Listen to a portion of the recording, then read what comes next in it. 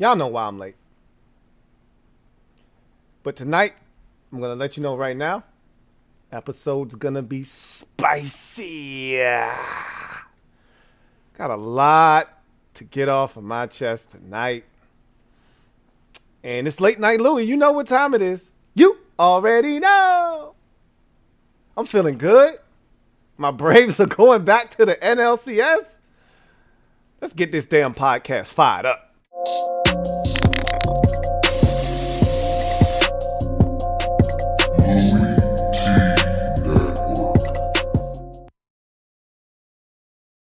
Who else could it be but me, your man, Louie T?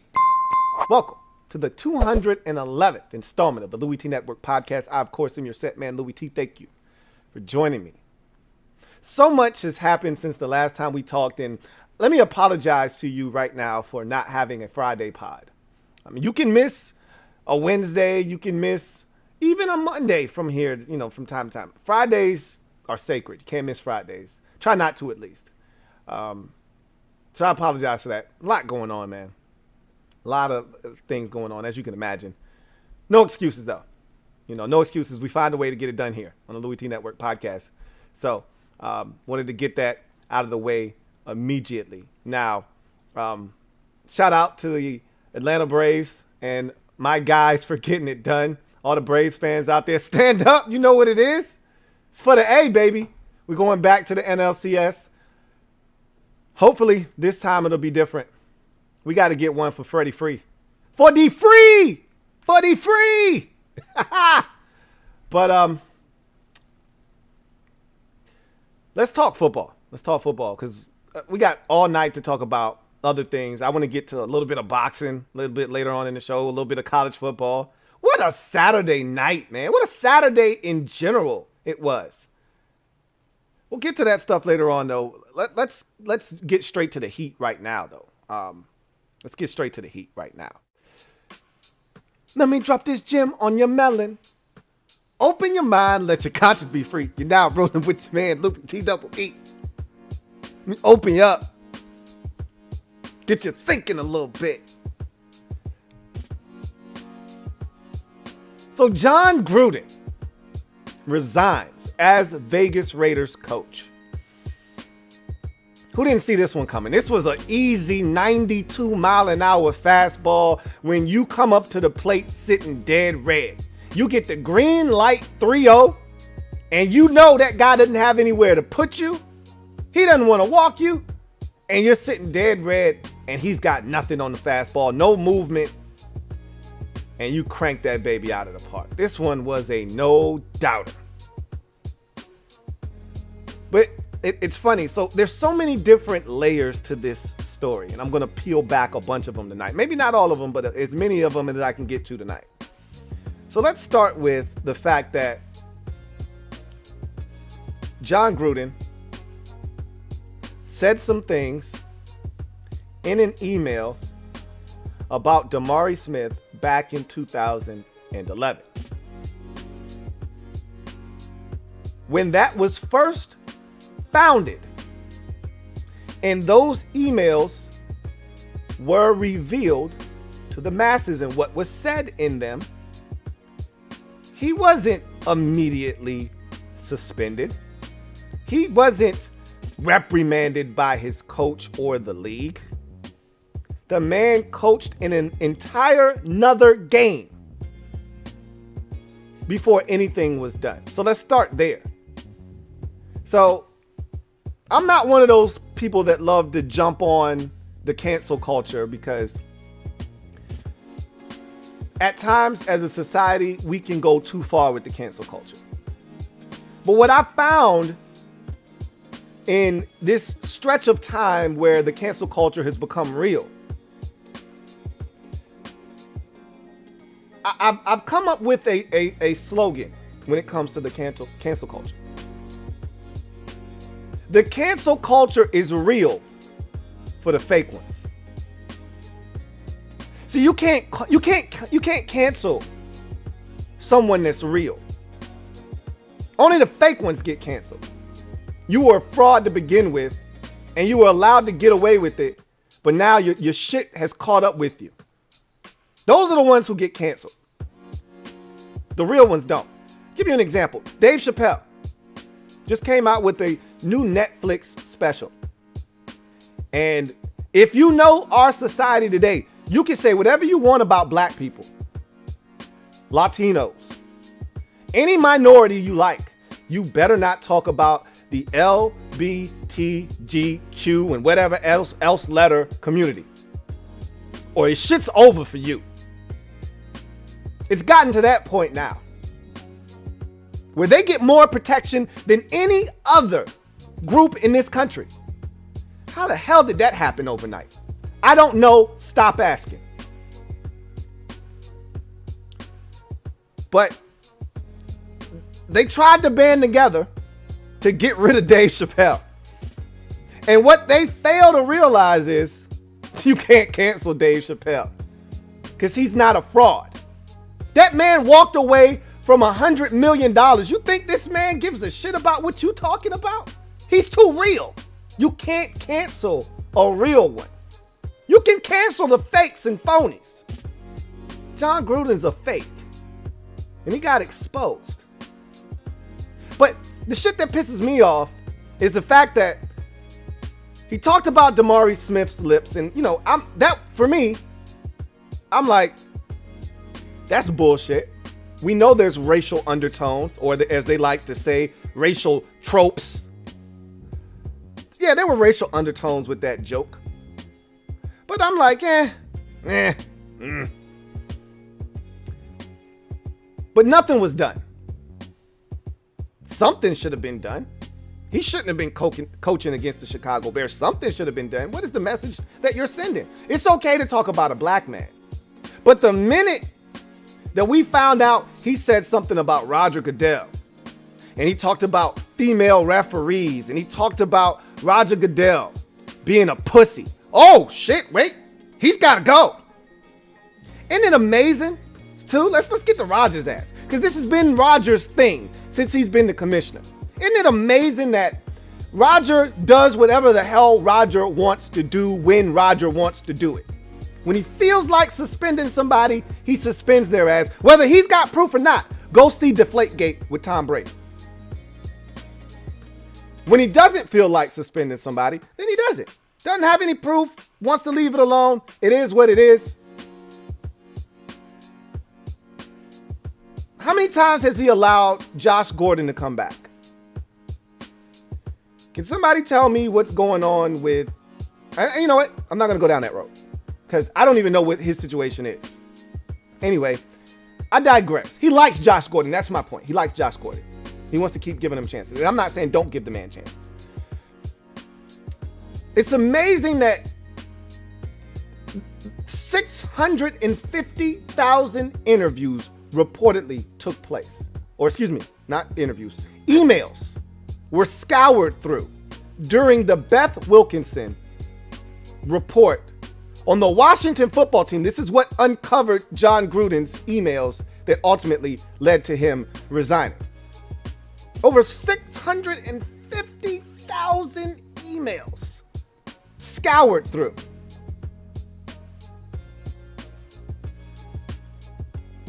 And you find Jon Gruden's dirty laundry. In those same 650,000 emails, you're telling me there's not one email that is incriminating enough to get Daniel Snyder the hell out of Washington? Are you effing kidding me? Who the hell do you think you're fooling? Do we look like we got dummy printed across our damn foreheads? This is the shit that pisses people off with the NFL. And as a Washington, for 31 other franchises in there, you don't give a shit about none of this. You care less. Maybe 30 teams. Maybe the Raiders care because their coach has just been, and he wasn't just their coach. He ran the damn organization. He's now gone. And Washington fans should care. Everybody else doesn't give a shit. It doesn't affect their team. They could care less. But if you're a Washington football team fan, we've been waiting for the smoking gun on Daniel Snyder for years. And we finally got close this past summer with the Washington Post article and we thought we had something and we didn't have a damn thing. Or was that last summer? I think it was last summer. We didn't have a damn thing. But then here's this investigation. And we knew the shit was fraudulent from the time it took place because at first Washington hired Beth Wilkinson to do an internal investigation. And then it was a lot of pushback because everybody was saying, how the hell are you going to hire someone to investigate your organization as if that's going to be done fair and justly? So then the NFL said, hey, we should step in. This is bad optics. We should step in, and you tell everybody that you feel like the right thing to do is to allow the NFL to do this. So they did that. But they didn't take Beth Wilkinson off the case. The same Beth Wilkinson who was championing the NFL for the concussion lawsuit against the players. The same one that the NFL had employed earlier to go to bat for them against the players in a concussion lawsuit. So who do you think she has in the best interest when she goes and does this internal shakedown and report an investigation of the Washington football team? Who she have in mind when she's doing that? Mind you, she was on the payroll of the Washington football team initially. Anyway, I digress. She interviews tons and tons of women that had been sexually harassed or assaulted or mistreated while at the workplace. A couple of heads rolled, a couple of guys got canned. The Junkies had a report that had not been filed to the league, and I believe that there was some legitimacy to what they had when they said Beth Wilkinson suggested to the league, in her humble opinion, that Daniel Snyder be forced to sell the team. But you know what the league did? Because they protect their own, and I've said this before, owners off limits, but the players and the coaches, they're expendable. We can get more. So you know what they did? They buried all of the Daniel Snyder shit and put that away. Matter of fact, burn that. Put that in the fireplace. Burn that. Put that in the incinerator. We don't need to see those. You got some shit on Jon Gruden? Let me see that. Let's get rid of his ass. Oh, he was talking about me? Oh, I'm a pussy. Oh, okay. Yeah, his ass is done. He's finished. See how fast they canceled his ass? Tampa Bay Buccaneers. They're taking him out of the Ring of Fame. Just like that. But that's the same Tampa Bay Buccaneers that have Dick Sherman, not to say that he's a bad guy, but he's got some shit going on. But more importantly, Antonio Brown on their roster. But they want to make sure that they are morally correct. So they got to get Jon Gruden out of the Ring of Fame. Really? But AB's good to catch footballs for you, though. Okay. Gotcha. The NFL is full of shit. They really are. And they've already come out, and the women who have been crying and complaining this entire time about how this investigation was bullshit and that nothing's being done. They're still talking to this day about the injustice that went on and that their voices are still being muzzled right now. You know how hard it was for them to come out publicly against Daniel Snyder? The backlash, the scorn, and for nothing to be done. They say, hey, we want the full report. Come on, NFL. If you can out Jon Gruden, you should show us everything. Be transparent. Know what the league said? Nah, we good. We good. Just trust us on this one. It was Jon Gruden. 650,000 emails. And it was just Jon Gruden. Don't worry. So, in all of that, you find some dirt on Jon Gruden from 2011 all the way to 2017. You find dirt on Jon Gruden. There's nothing in there that incriminates Daniel Snyder. Not a single one. Y'all don't find that a little strange? Just a little strange? Just a little strange?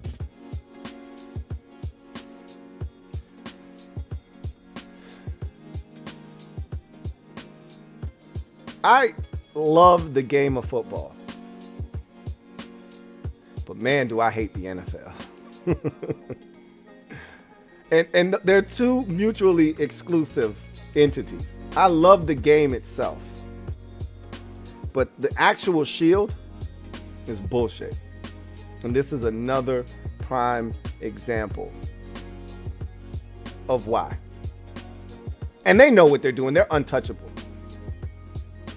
You can't make a statement. You can't. You remember when Ray Lewis was mic'd up on a Sunday night and Lavernius Coles came across the middle of the football field and he hit him? And he got up and he said, "You can't hurt me. I'm a machine, jerk." That's pretty much the NFL. You can't hurt the NFL. It's a machine, jerk. So you cannot watch. Go ahead, knock yourself out. There's 14.2 million other people that will. So you can't make a statement that way. Don't buy any merch. Fine. There's 14.2 million others that will. So that's not going to hurt them either. And guess what?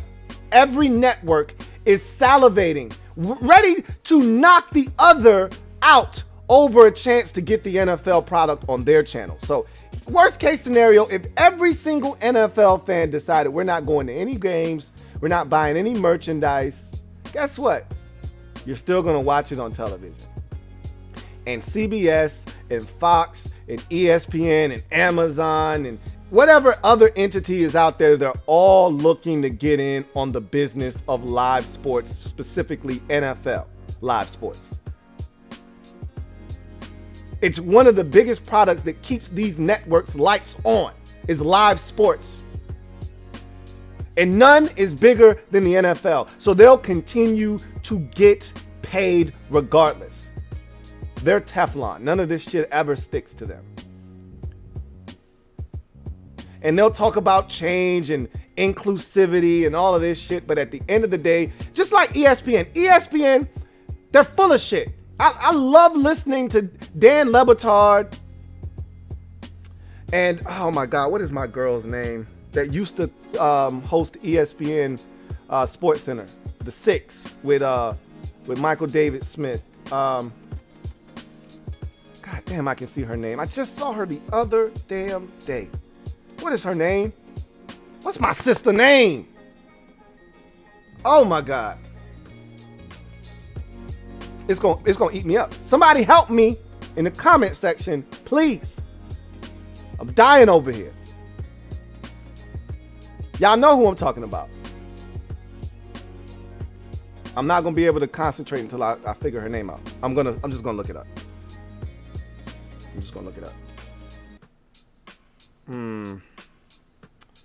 Host of Sports Center 6.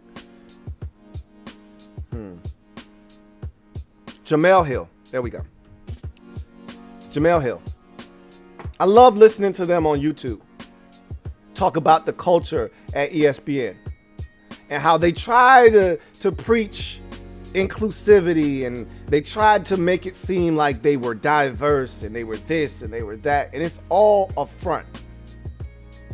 It's all a front. And ESPN ain't shit. I can't stand ESPN. I only go there for one reason and one reason alone, and that is football. Other than that, yeah, I'll catch the occasional baseball game and the occasional basketball game, but they can kiss my ass. I hate ESPN. I don't watch any of their programming because they're full of shit. And they show it with their actions. Every time something big happens, they show it with their actions. They're no different than the NFL. All of these companies are run pretty much one and the same. A lot of talk. They have some faux action, but when it's all said and done, when you get to the core of it, it's all dollars and cents. They don't really give a shit about social issues or anything like that. And look, it's sports. They're supposed to be a distraction. They shouldn't be the gold standard, right? Well, don't act like it then. Be who you are. Don't try to act like you're at the forefront of change for the better when you're really not. Jon Gruden was a fake. So you got canceled. It happens. But it took for more to come out than just the comments about Damari Smith to get him canceled. You think, I'm gonna leave you with this. You think he would have gotten canceled if there weren't any other emails about female referees, about Roger Goodell being a pussy? If none of that stuff came out, does he get canceled? Is he still the coach of the Las Vegas Raiders? Ask yourself that. And I'm gonna leave it right there. Got some comments. I'm gonna take these comments real quick. And I'm gonna get out of here. We're gonna go to the next segment, I should say. So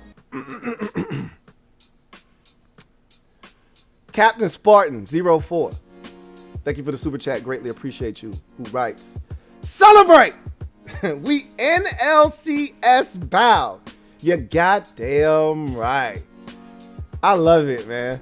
I want the Dodgers so bad. I want the Dodgers. Look, I don't care who we gotta beat, who we gotta step on to get to the World Series. But if I had it my way, give me the Dodgers, give me the Red Sox. That's what I want on way to that trophy. That's what I want. I want the Dodgers so bad. F the Dodgers. I want them. I don't think they're going to make it out of that Giant series alive, though. Anyway, I digress. Eddie B. Eddie Behringer, thank you for the super chat. Greatly appreciate you. My guy, Eddie B. writes, with things like this coming out, in my opinion, if they had something worse on Snyder, it would have already dropped. Just saying. That's the thing, is they have all the ammunition they needed to get rid of Daniel Snyder. Trust me. Trust me. They had everything that they needed. Don't think for 1 second that, just know the NFL is controlled. They always control the narrative. They always control the narrative.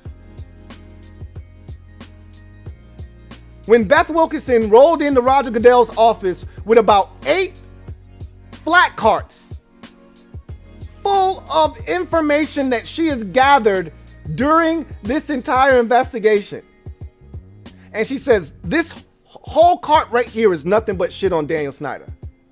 And Roger's like, cool, okay. Do me a favor.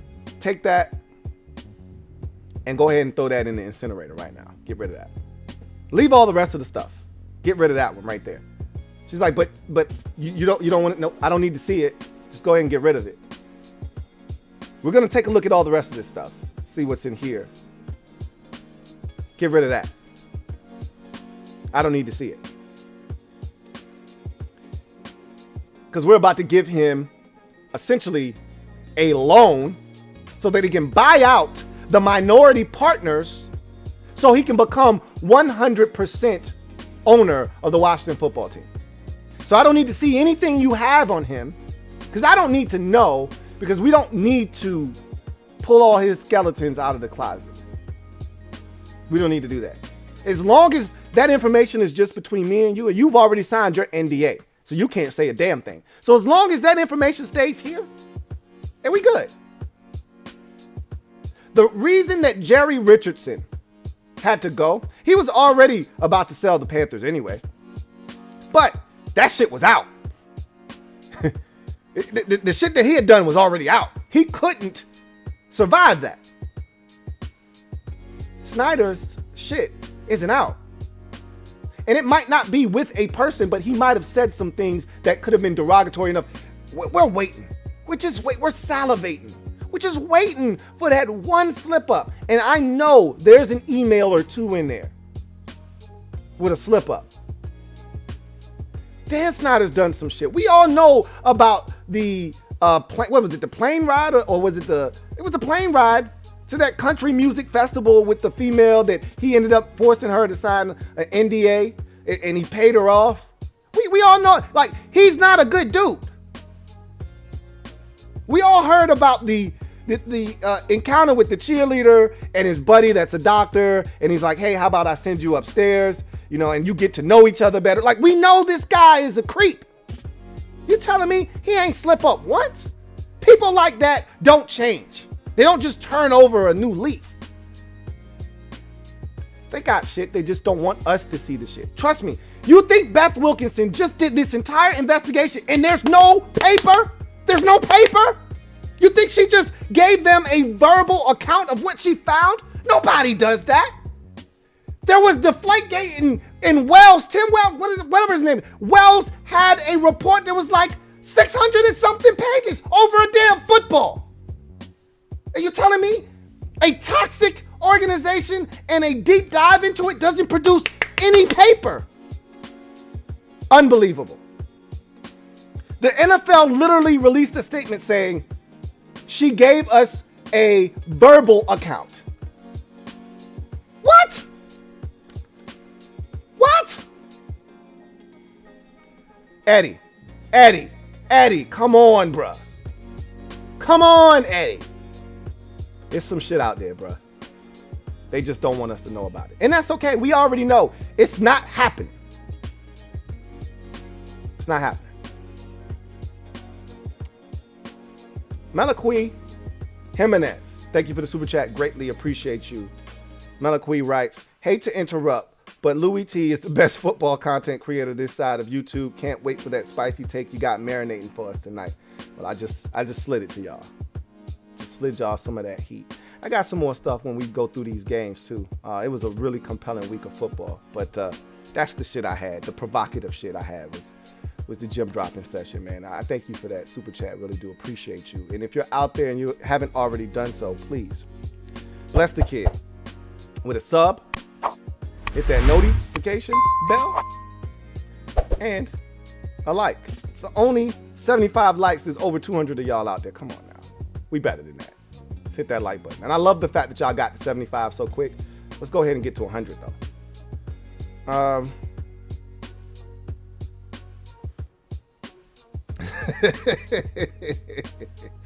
I wish Henny Night, Captain Spartan 04. Thank you for the super chat.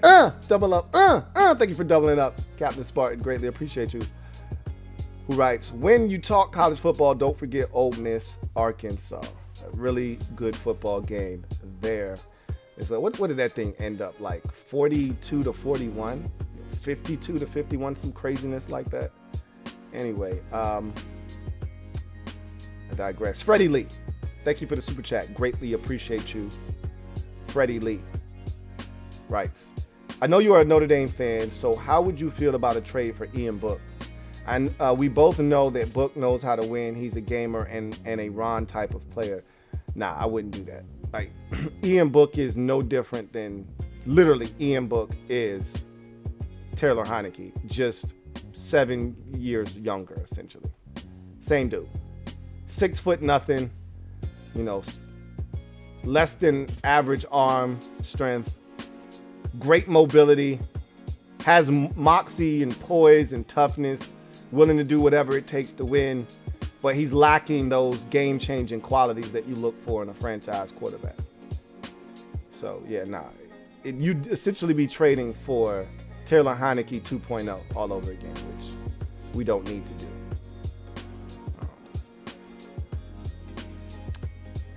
Now all of y'all want to type in Jamel Hill. Yeah, it was Jamel.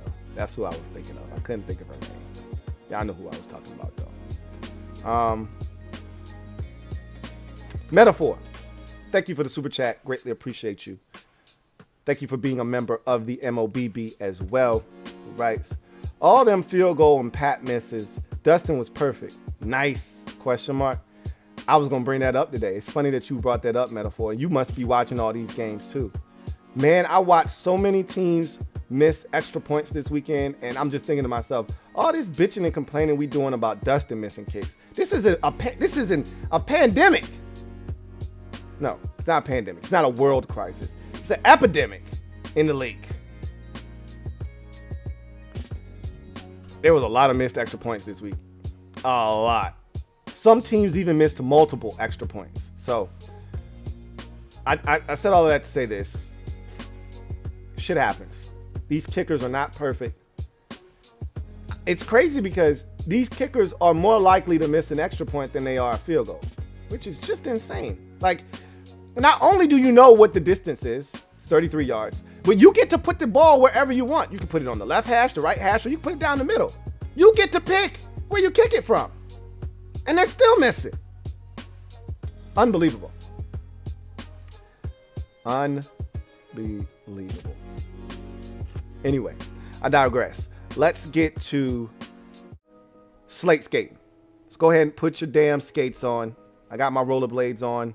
I'm ready to rock and roll. We're going to go through these games real quick and talk about the week that was in the National Football League. And it was quite a week.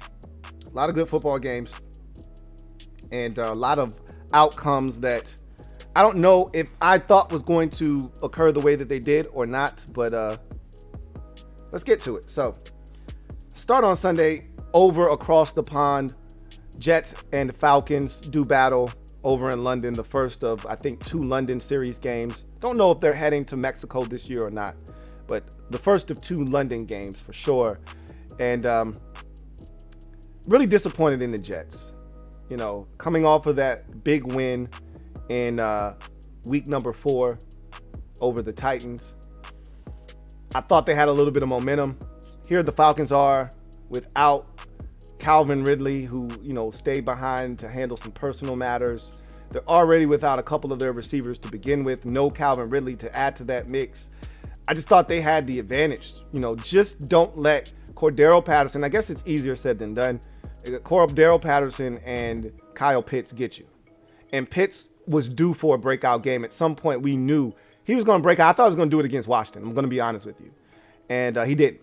He saved it for the game against the Jets over in London, and he finally went off. And he was outstanding in this game. 9 catches, 119 yards, and a touchdown. His first career NFL touchdown. Matt Ryan was fantastic in this game. Every time they needed a big throw, a conversion to stop the momentum of the Jets, who tried to rally back late, he made the throws. Zach Wilson, I thought, was awful in this game until a little bit later on in the game where he settled in. I still think he's going to be a really good quarterback, but he's so inconsistent right now. You know, he's missing easy throws. He's got everything you need in this league to be an elite quarterback, but he has got to make these throws. And it's crazy because when you watch him at BYU, he didn't miss the easy throws. He just didn't, you know.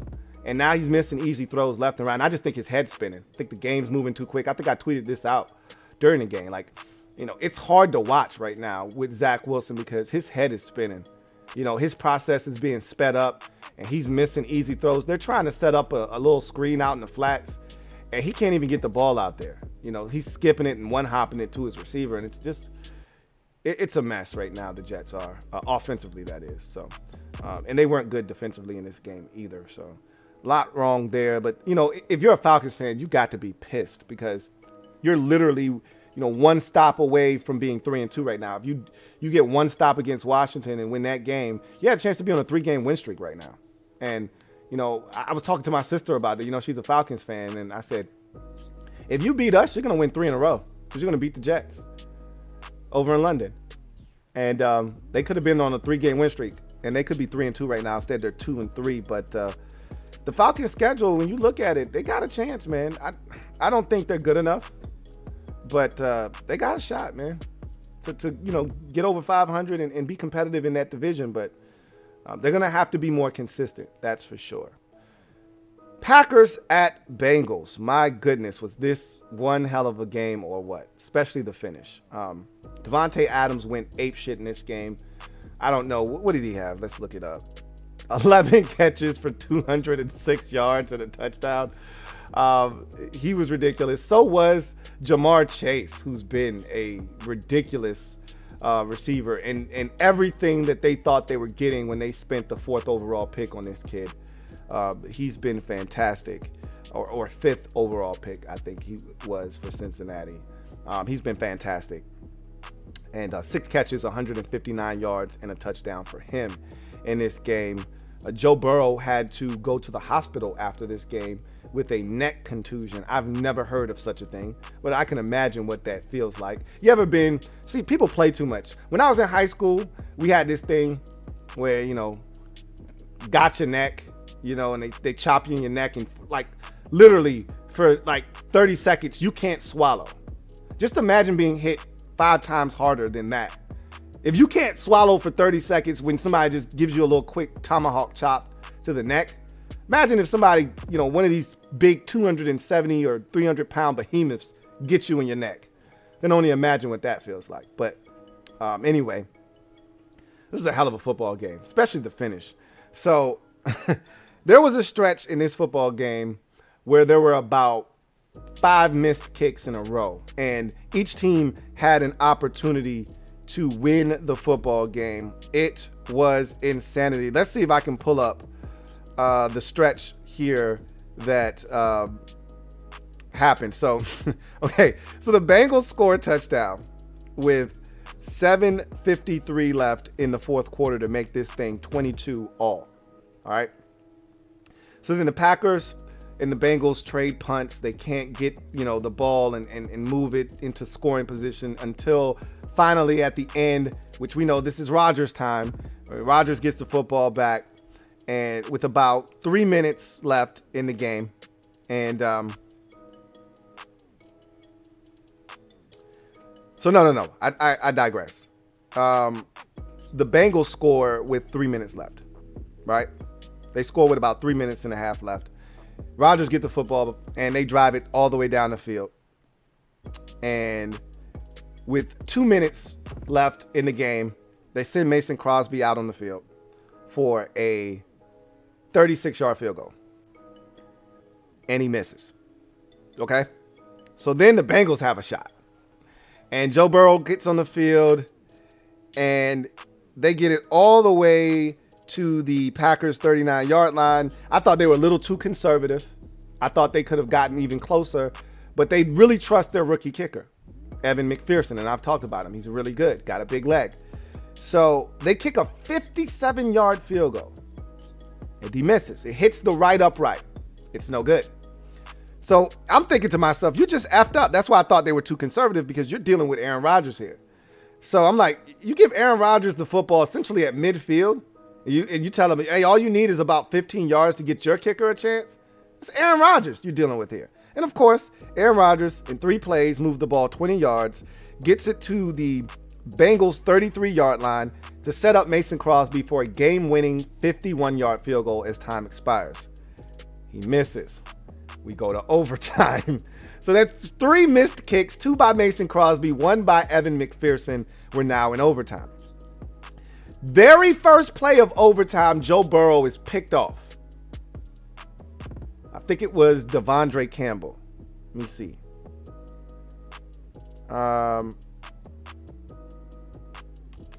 Let's see. Yes, Devondre Campbell picks him off. And the Packers are in great field position. He returns this kick like inside the Bengals, 25-yard line or something. So the Packers go super conservative. They run it 3 times. They lose about 5 yards.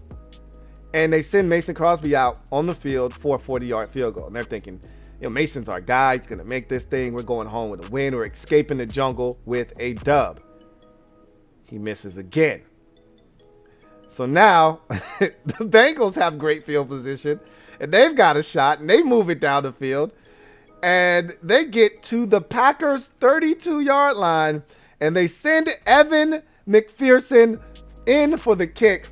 And this is the most hilarious thing, and I told this story to Washington fans. As I was getting prepared for the overtime series, I'm pissed. I'm feeling hot. I'm dejected. We just lost a game that I thought we needed to win, that we should have won.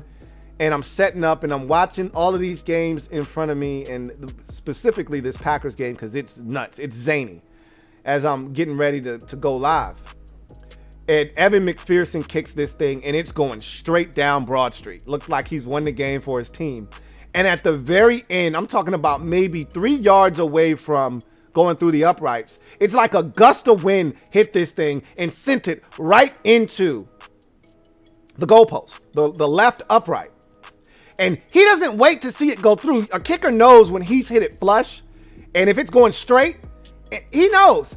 I nailed this thing. I got it. So he turns around and he jumps on the holder, and this long snapper jumps on him. They're celebrating, and they think they've won. And in the background, you see a Packers defender pumping his fist. And Evan McPherson sees that Packer, and he goes, the hell is he doing?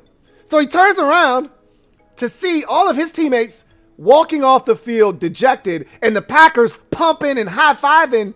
And he's looking at the referees, and they're standing there with their arms like this. And he's like, hey, what are you doing? Hey, wait, I made that kick. You have to see it. If you haven't seen it, please do yourself a favor and go share a laugh with someone else.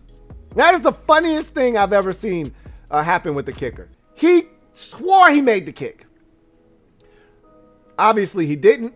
He gives Rodgers one more chance. They move it down the field, and this time, finally, I think his fifth chance to win the game, Mason Crosby finally puts it through the uprights, and the Green Bay Packers survive in Cincinnati 25-22. It was a crazy game, to say the least. I enjoyed it thoroughly, and the Packers are 4-1.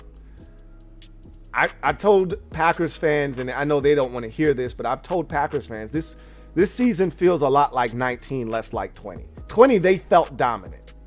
They felt like a team on a mission that was destined to win the Super Bowl, to hoist the Lombardi.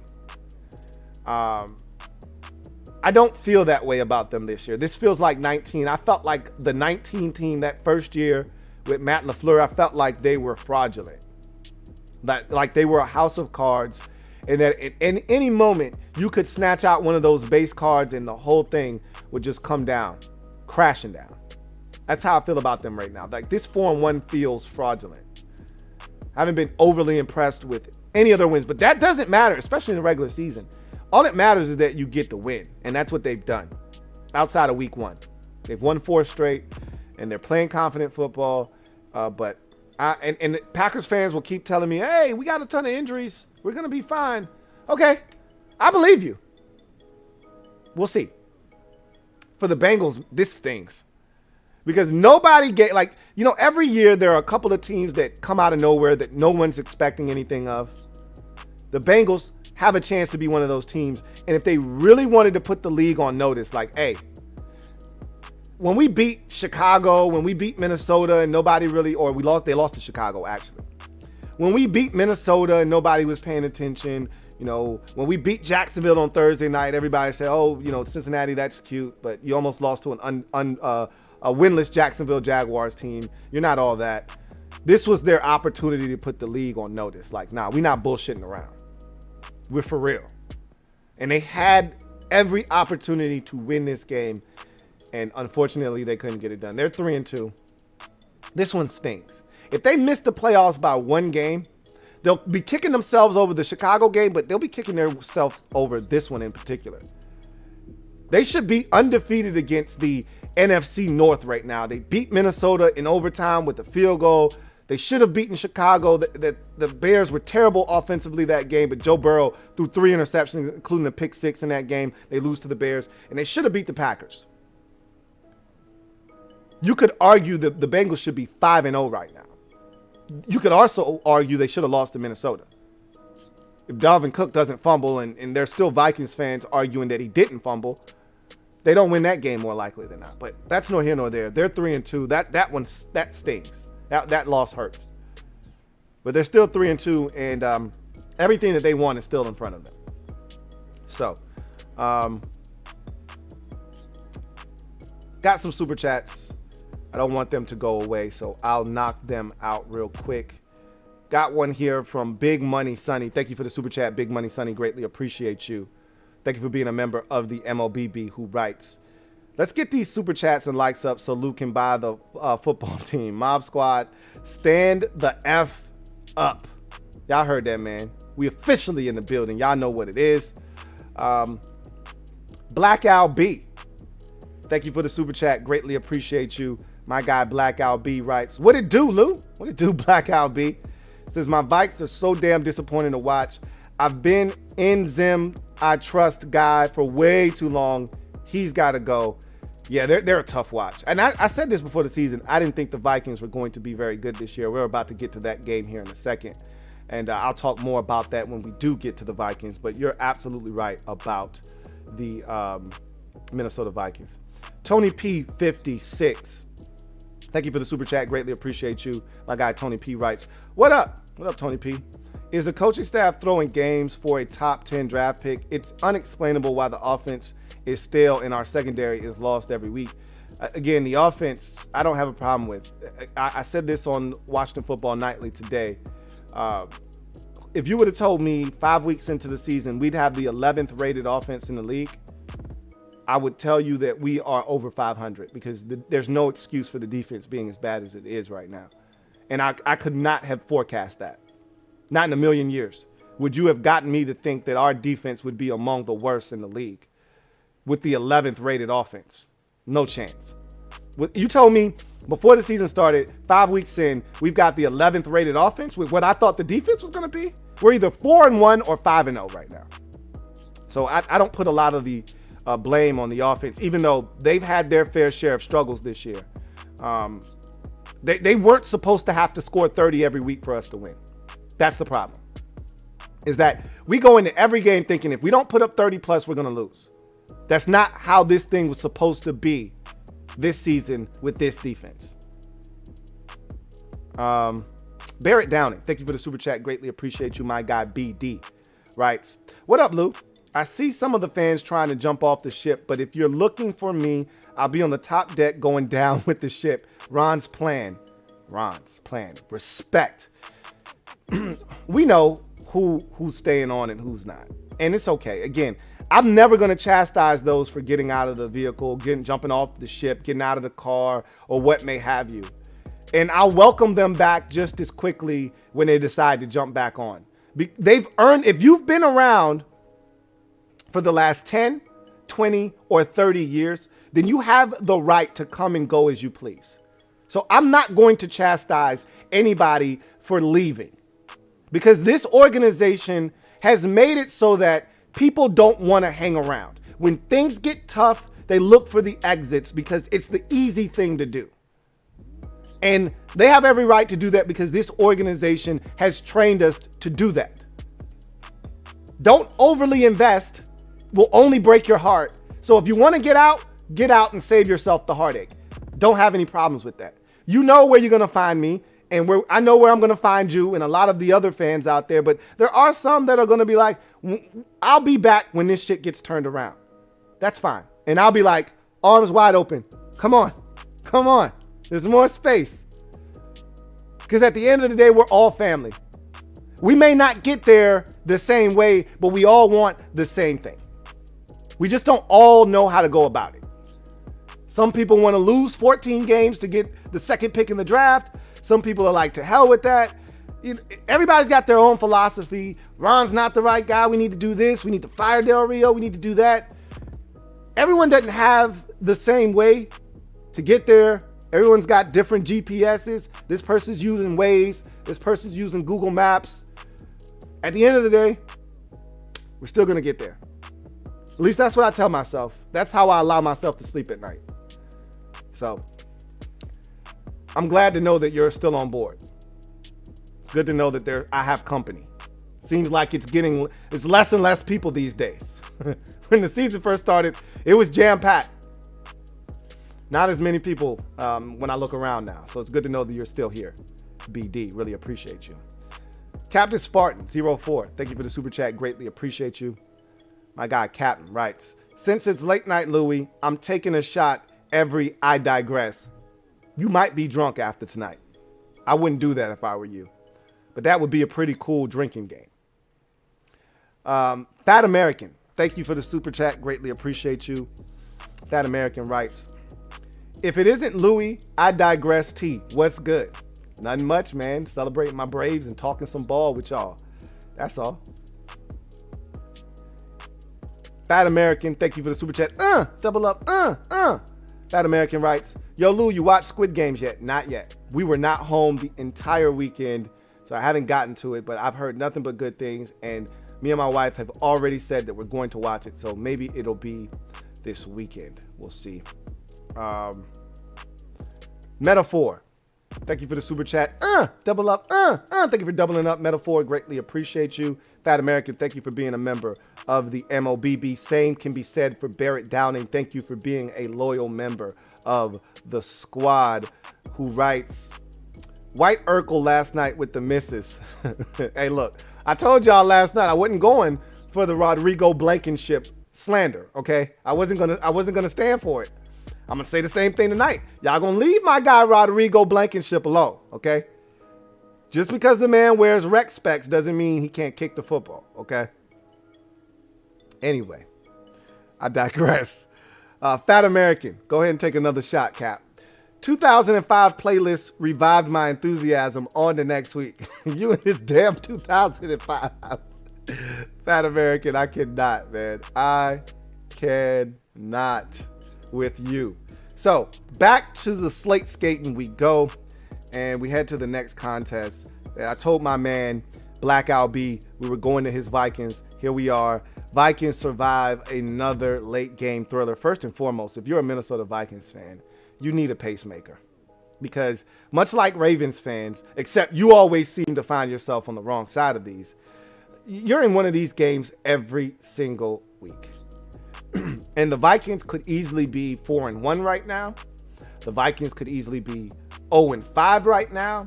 But the Vikings sit here at 2-3. And you know what? That's probably what they should be. And I've said this already. The Vikings are not going to be a 10 or 11 win team. They're not going to be a postseason team. I said they weren't going to be good this year. I said they were going to stink. But their stink isn't 6-10. They're going to... I shouldn't say they stink. They're going to stink. They're not going to be good. I think that's what I said. I said, when I say you stink, it means you're like a 6-5 win team somewhere down there. They're not going to stink. They're just not going to be good. And I think that's what I said. And I said, when you're not good, you're somewhere in that 7-8 win range. And I think that they're going to be 8-9. I think, so here's my biggest problem with the Vikings. And I figured it out. It took me a while. I was wondering, like, what is wrong with the Vikings? I finally was able to put my finger on it. The Vikings, their biggest problem is that they play to their level of competition. The Vikings are capable of beating any team in this league on any given day.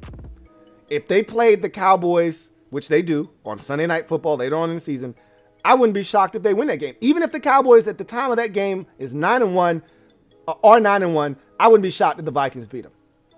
The Vikings could go play the Baltimore Ravens right now, and they could beat the Baltimore Ravens. They could go and play the Arizona Cardinals, and they have already played the Arizona Cardinals and should have beat the Cardinals. They could beat them. The problem with the Vikings isn't that they don't get up for the good teams and don't play them hard and have a chance. Their problem is they play down to the level of competition. So as good as they can play when they play someone good, they can play equally as bad when they play someone not as good. So if they're playing Jacksonville, they're either going to barely win or they're going to lose. Case in point, they played Jacksonville last year and they barely beat the Jaguars last year. That's who the Minnesota Vikings are, have been, and continue to be with their head coach, Mike Zimmer. Zimmer! Who's got the keys to your beamer? Well, they did it again. You know, another team that they should clobber, but here they are pussyfooting around with the Detroit Lions. And I want to start with the Lions. To hell with the Vikings, because we know what they are. You got to feel for Dan Campbell, okay? This is a second time in 3 weeks where they thought they had a game won and had a victory wrestled away from them literally in the final seconds of the game. It is gut-wrenching. It is heartbreaking to have this happen to you in the fashion that they've had it happen to them. Listen to this. All right. And I watched this thing end and I felt so badly for him. All right. The Lions scored a touchdown with 37 seconds left in the game. They put together this improbable drive, and keep in mind, they were down 16-6 with 4 minutes and 28 seconds left in this game. And they get a field goal with 2 minutes and 30 seconds left. They're down 16-9. They kick the football off, which is the right thing to do. A lot of teams do the stupid thing there. They onside kick it. For what? You got your timeouts. You got the 2-minute warning. Kick this shit off deep. You know the other team's going to try to be conservative and run the football. If they have to punt, you're going to get great field position. And so they did the right thing. They kicked it off. They got the stop. The Vikings give them back the football. And they move it right down the field. And Jared Goff is just throwing BBs. DeAndre Swift is catching passes. They're doing everything. And they get in the end zone. And at this point, I'm thinking, wow, they're going to go to overtime and have a chance. Dan Campbell's like, 2. We're going for 2. After this shit. Tired of this bullshit. We're going for 2. I'm like, oh, the stone's on Dan Campbell. He's ready to bite off. He's ready to bite off some damn kneecaps today. Okay, let's go. So they go for 2, and Jared Goff is back there in the pocket. He's dropping back. He's buying time. And here comes one of their receivers back line in the end zone. Boop! They got the 2-point conversion with 37 damn seconds left. I said, oh my God. They're going to win this game. The Vikings stink. I said, well, they got Kirk Cousins. They're done. That's what every Washington fan says. Except Kirk comes out and the first pass is like for 25 yards. And they're basically at midfield.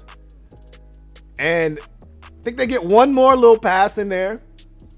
And they send their kicker, Greg Joseph. And Vikings fans will tell you, we're due for a walk-off field goal from 54 yards. As many heartbreaks as we've had, we're due for one of these ones to actually go our way. And so what does Greg Joseph do? Comes on the field and calmly pumps that baby home from 54. No doubt about it. Right down the middle with plenty of leg to spare.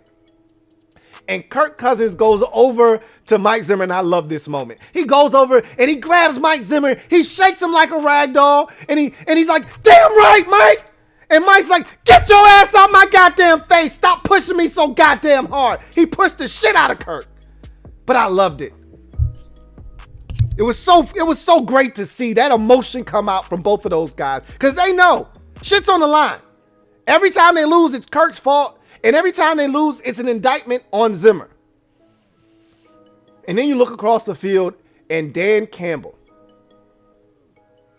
looks like he's ready to break down and cry right there on the field. And I didn't know this until Sunday Night Football. He broke down at the press conference. He couldn't hold it. I'm pretty sure he cried to his team, and I'm pretty sure there were some grown-ass men crying in that locker room. When you lose the way that they lost to the Ravens 3 weeks ago, and then you lose the way that they lost in this game, he went for 2 and they got it. They're winning this game with 37 seconds. And then to have it snatched away from you in that manner, just like that Ravens game was snatched away from him. The man wants to win so badly. It hurts. The Lions aren't as bad as their record indicates. They could have easily won 3 games this season. They're fighting, man. I was wrong about the Lions, and maybe I'm wrong about Dan Campbell, because they're fighting their asses off for him. And they're in these games, and defensively, they're getting it done, man. It hasn't been enough to win, but damn it, they've been close. They're knocking on the door. They're going to get somebody's ass. I think they're going to get Cincinnati's ass this week. It's going to happen eventually. I think it might be this week. The Bengals look like they're prime and poised to get upset. We'll see what happens. The game itself was garbage. The finish was epic. Just like a lot of these games this weekend. Bengals game was epic to finish. This was an epic finish. Obviously, the Monday night game was an epic finish.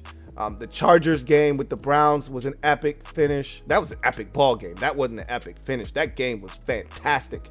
By far and away the best game of the weekend. That includes the Monday night game. That was so much fun to watch. We'll get to that one in a second. But man, oh man. My mind's playing tricks on me. We go on to the next game. Broncos at the Distillers. Teddy Bridgewater played in this game. I didn't think he would play with the concussion, but He was able to play. Ben Roethlisberger looked a lot more like Ben Roethlisberger in this game. Still missing some shit. Still overthrowing receivers that are open. But this is the second week in a row he's connected with Deontay Johnson on a deep ball. So there's some chemistry being built there.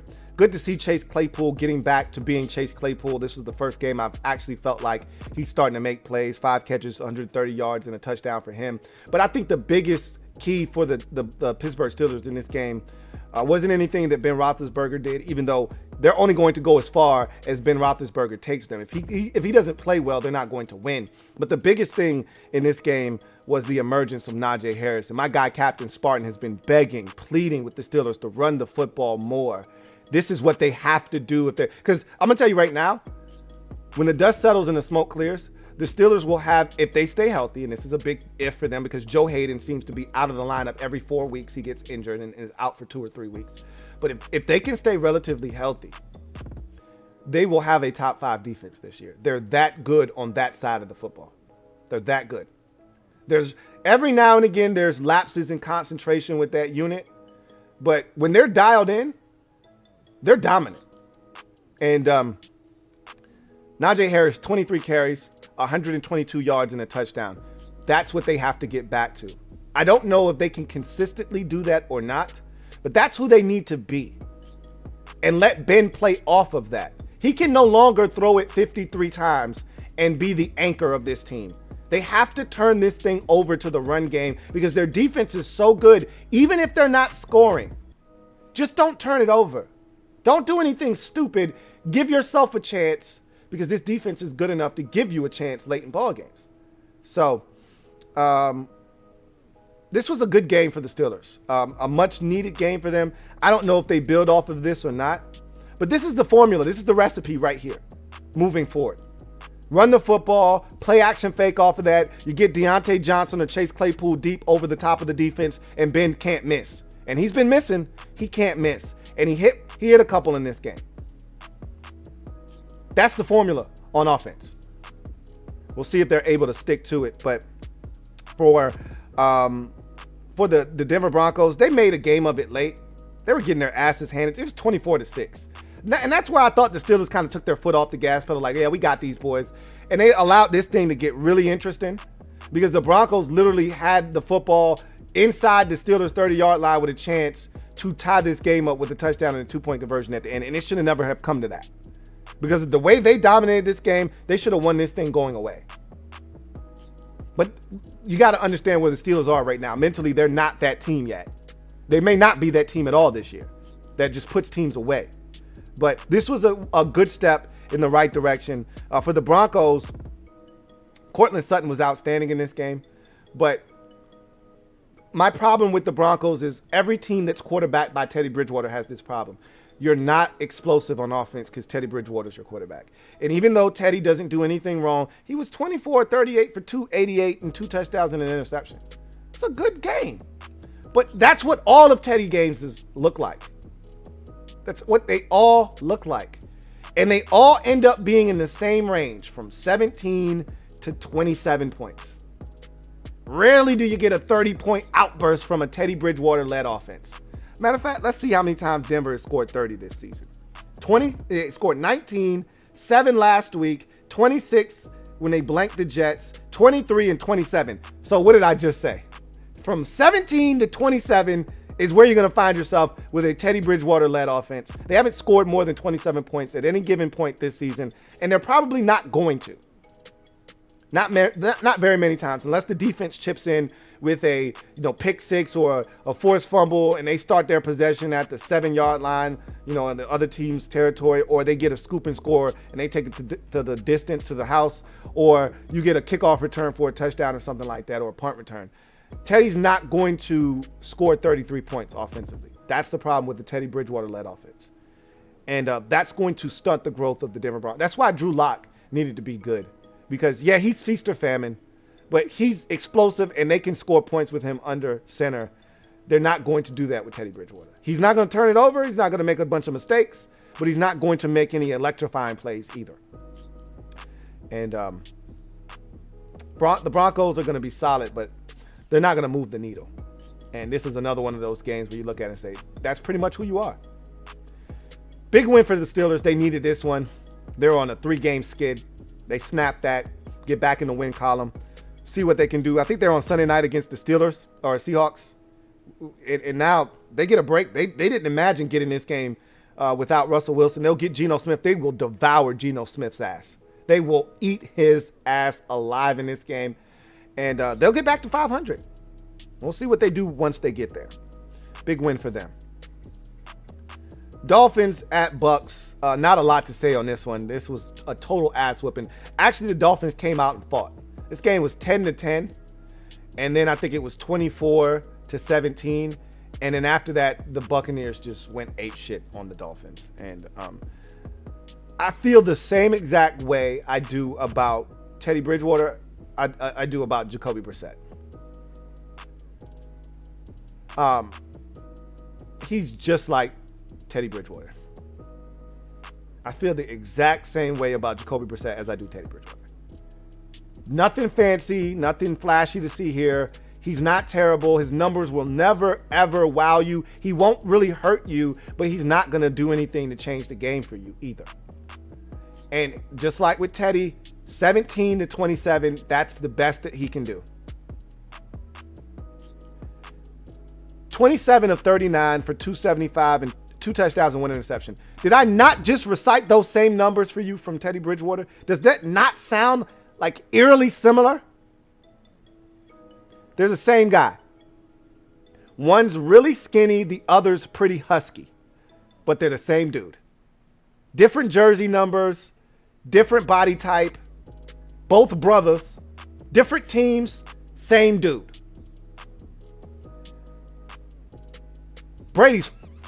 He's about to make me drop an F-bomb. He's effing unbelievable is what he is. There's a touchdown throw in this game to Antonio Brown. You can't do it any better than this. Brady can't even see Antonio Brown. There is a free hitter coming to blaze Tom Brady. He knows he's going to get hit. He cannot see Antonio Brown. There is a crossing pattern and a mesh concept, and everybody's kind of jumbled together, and Antonio Brown hasn't even come out of the pack yet. But he knows where AB's supposed to be, and he just throws the ball, and he balls into a shell to take that contact that's coming his way. Throws a BB right in a perfect spot. AB catches it in stride, turns up the field, and goes for a touchdown. It's a thing of beauty. It's why Tom Brady is Tom Brady. 5 touchdown passes. Again. He's already had a 5 touchdown pass game this season. Well, make it 2. First time in Brady's career, he's thrown for over 400 and had 5 touchdowns in the same game. God just keeps getting better. What the F? Dolphins had no answer for Tom Brady. 30 of 41 for 411 and 5 touchdown passes. Antonio Brown, 7 catches, 124 yards and 2 touchdowns. Unbelievable. And they spread the wealth. Mike Evans had a couple of touchdown grabs. It was good to see O.J. Howard finally get involved in the offense. He had a couple of catches with no Gronk in the lineup. Unbelievable.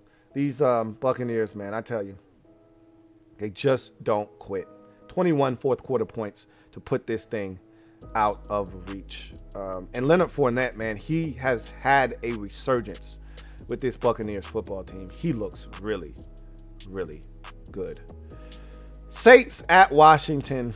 The Saints went marching in and came out with a dub, 33-22. What a disappointing performance by Washington. They got everything they could ask for. They got Jameis Winston to turn the football over. He did it twice in the first half. On the first possession of the game, he turns it over. But, it's just typical Jameis Winston shit. Jameis Winston, although he threw 4 touchdown passes, he was not good in this game. 15 of 30, barely at 50% completion percentage. But guess what? He did throw for 279. He did throw for 4 touchdowns. And our guy didn't perform well, Taylor Heineke. He was less than 50% completion percentage, and he threw 2 interceptions. And didn't have 4 touchdown passes like Jameis did. And Washington's defense continues to be a sieve.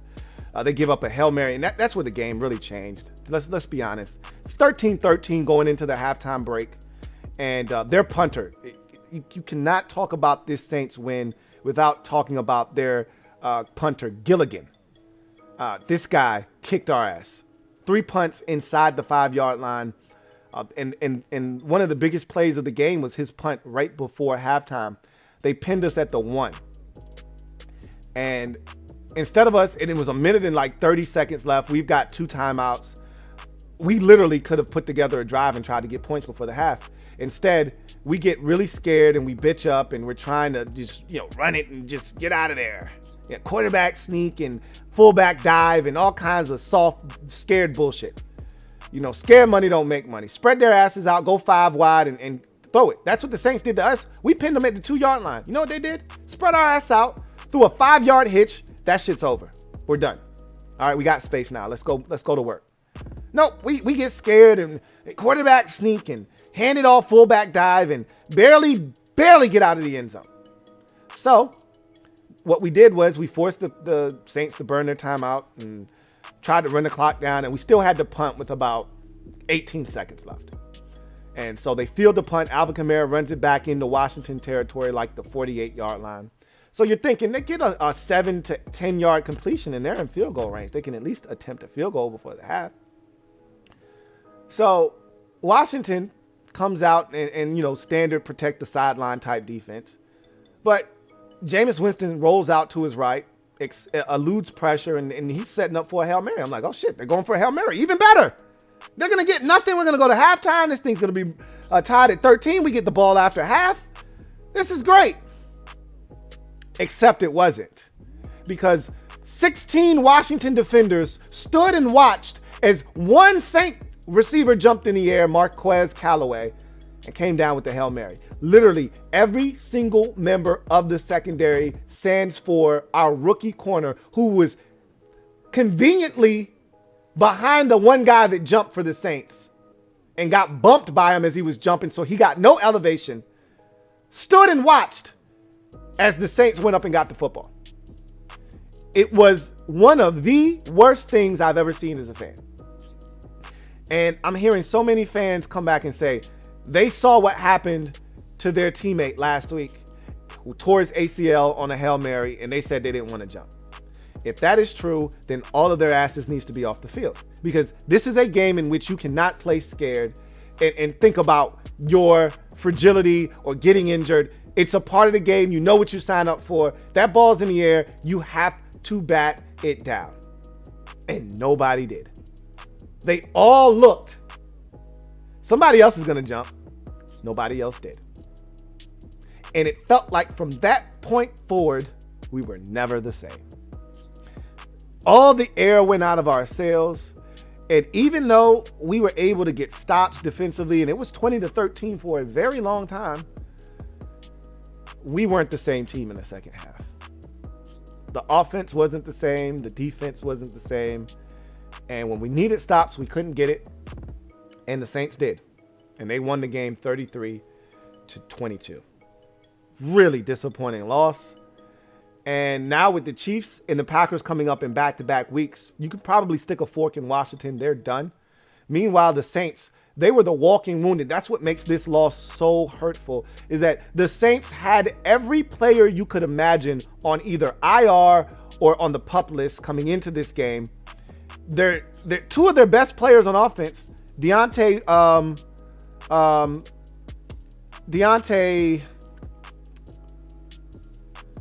can't think of his damn name, the small ass receiver, Deontay Harris, and Taysom Hill both got injured in the first quarter. Like, this game was tailor-made for Washington to win.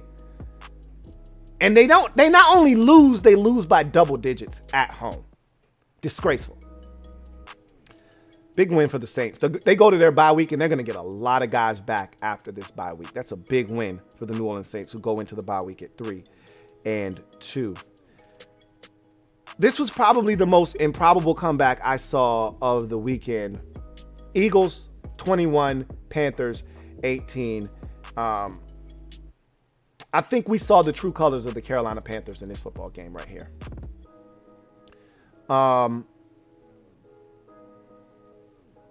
They should have blown the Eagles out in this game. Defense came to play early. The Eagles were overwhelmed by the environment, and they jumped on the Philadelphia Eagles 15-0, or 15-3, excuse me, with 2 minutes and 26 seconds left in the first half of that ball game. And I thought the turning point of this game was that exact play that led to the 12-point lead. It's 13-3. Panthers are dominating the Eagles defensively, dominating them. Jalen Hurts is being flustered. He's getting hit. They can't run the ball. They can do nothing right offensively. Snap goes over Jalen Hurts' head, back into the end zone. He tries to pick it up. He doesn't do it. He's unsuccessful in the attempt to scoop and throw it away. 5 Panthers defenders have a chance at recovering this fumble. And is if the ball has Crisco slabbed all over it and baby oil on top of that, they stumble and bumble and the ball just keeps squirting closer and closer to the back line and it goes out of bounds. And at the time, if you're a Panthers fan, you're like, oh, we should have had a touchdown, but we're kicking their ass. We're fine. We're going to win. It's 15-3. Should have been 20-3. They make that a 20-3 ball game. It's over. The Eagles are done. They're dead. Dead, I tell you. Instead, they get 15 and they don't score again in the game until 8:29 left in the fourth quarter. By then, the Eagles had all the momentum and they were rallying back, and they still had a 5-point lead at 18-13 when they kicked that field goal. And defensively, you thought if nothing goes awry, and Sam Darnold had already thrown 2 interceptions to this point, but you think if he doesn't throw a pick 6 or he doesn't fumble or something stupid happen like that deep in their own territory, they're going to win this game because the Eagles just can't score on this defense. And then it happens. The Panthers get a punt blocked.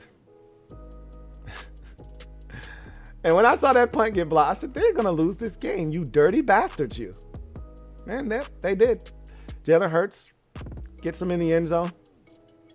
They score the touchdown. They get the 2-point conversion. They go up by 3. And you're saying, all right, Sam, all you need is a field goal to send this thing to overtime. Touchdown gets you to win. A field goal gets you to overtime. And they pick his ass off for the 3rd time. And I'm like, you know what? Honestly speaking, this is who the Panthers are right here. They're not going to score a bunch of points. Their offense, it's okay. It's not great. They're just like the Denver Broncos. There's only so much you can do with Sam Darnold. And I thought they might have found their quarterback. But this is Sam Darnold. And just for a split second this season, I said, what if? What if Sam Darnold just needed a change of scenery? What if? He's actually really good, because I'm not a Sam Darnold fan. Never have, never will be. Didn't like him coming out of USC. He turns the damn football over too much. That was my problem with Jameis Winston coming out of Florida State. That's my problem with Sam Darnold coming out of USC. He turns the football over too damn much. But I said, wait, what if it was just the Jets? What if Matt Rule can pound into his skull? Just take care of it. Our defense is really good. And maybe when Christian McCaffrey comes back, he doesn't have to do as much, and maybe he won't turn it over as much. But this is who this is who Sam Darnold is. 3 interceptions in this game. Some back-breaking picks. Poor decisions. Deep in your own territory. 2 by Darius Slay. 1 by Steven Nelson. He was awful in this game with Sam Darnold. Awful. And this is who he is. This is who he is. He'll have some games where he plays well, takes care of the football, but there's one of these coming. They're 3-2 right now. The Panthers, they're going to have to look for a quarterback, more likely than not. I don't know how much of this Matt Rule can take. They had no business losing this game. Zero. What a comeback by the Eagles. I'd like to say that it saved their season, but they got the Buccaneers, the Raiders, the Lions, the Chargers, the Broncos, the Saints. I mean, they got some winnable games, man. I mean, now looking at their schedule, they may have saved their season because they're going to lose to the Bucs on Thursday. But after that, they can beat the Raiders. They can beat the Lions. I don't think they will beat the Chargers, but they can beat the Chargers. Their defense is good enough. They can beat the Broncos. I'm not saying they will, but they got a shot. They can beat the Saints. Like, these are all winnable games. Giants, Jets. They got winnable games on their schedule. If they keep playing the type of defense that they're playing, they've got a shot. Their defense is good. Really good. Their offense, not so much. Not so much. But their defense, fully capable of winning them some ball games. I wouldn't sleep on the Eagles right now. I'm just saying this is a big win. If they turn around and make something of their season, this is the game you come back to and say, this is when we figured it out and we turned our season around. This will be the win that changed the fortunes of their season. Big win for the Eagles. They're now 2-3 on the season. And I think if the Panthers start to go south, and let's look at their schedule and see what it looks like. They got the Vikings at home, then at the Giants, at the Falcons, home for the Patriots, at the Cardinals, home for Washington. They got a lot of winnable games, but I wouldn't be shocked if they lost some of those games because I don't believe in Sam Darnold. But their defense is really good, so they may be able to win some of those games. Christian McCaffrey didn't play in this game. Chuba Hubbard was actually really good, 24 carries, 101 yards. They'll get McCaffrey back more likely than not next week. And if he comes back and stays healthy, that'll make a world of difference for them. He does so much for their offense. So we'll see what happens with them. Titans at Jags. We don't need to spend a lot of time on this game. Derrick Henry, 29 carries, 130 yards, and 3 touchdowns. That's really all you need to know. Okay. They dominated this game. I'll tell you this. Things got pretty interesting at one point in this game.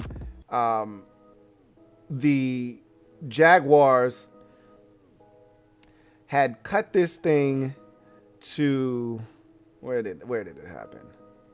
Jaguars had the football.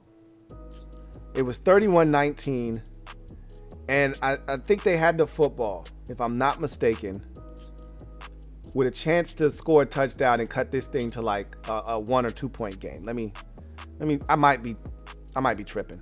Let me check and see. Yep. They had the football. No, I'm lying. No, I'm not lying. This is it right here, I think.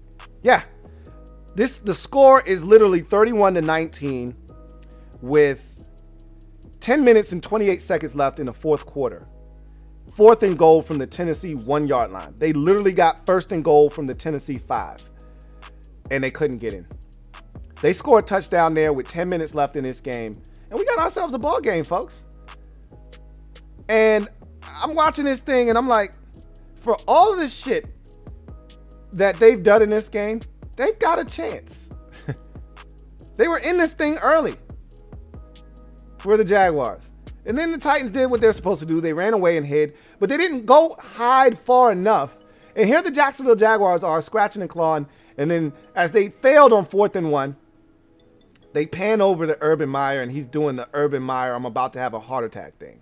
Hands on knees, head down, and face is flush white. I keep saying this. I don't know how much of these herbs can take. They're now 0-5. Big bounce back win for the Titans. This is what they're supposed to do. They play in the worst division in all of football. This is what you're supposed to do. They needed this bounce back game, and they got it. And they are now 3-2 on the season. Patriots at the Texans. God bless the Jacksonville Jaguars, because if not for that week 1 game against the Jaguars, the Texans would be 0-5 right now. And their coach, I would feel bad for David Culley, because they had no business losing this game. And you know what, though? They did this shit to themselves. They really, really did. They got cute. All right. First of all, Davis Mills looked like a baller in this game. 21 of 29 for 312 and 3 touchdowns. And he had a receiver that they pulled off the practice squad, Chris Moore, who I've heard of before, has made plays in this league. He got an opportunity, made a hell of a catch where he climbs the ladder in between 2 defenders, comes down, and then hauls ass for a touchdown. He had 5 catches for 109 yards and a touchdown in this game. But it was the one that he didn't catch that ultimately doomed the Texans. He had a touchdown grab in the back of the end zone, and he dropped it. And they ultimately had to settle for a field goal, and that could have made all the difference in the world. Anyway, I digress. The biggest problem with this Texans team right now is they can't get out of their own way. Their field goal kicker, Kami Fairbairn, missed 2 extra points and a damn field goal. And when you lose by 3, I don't know. I'm not saying. I'm just saying.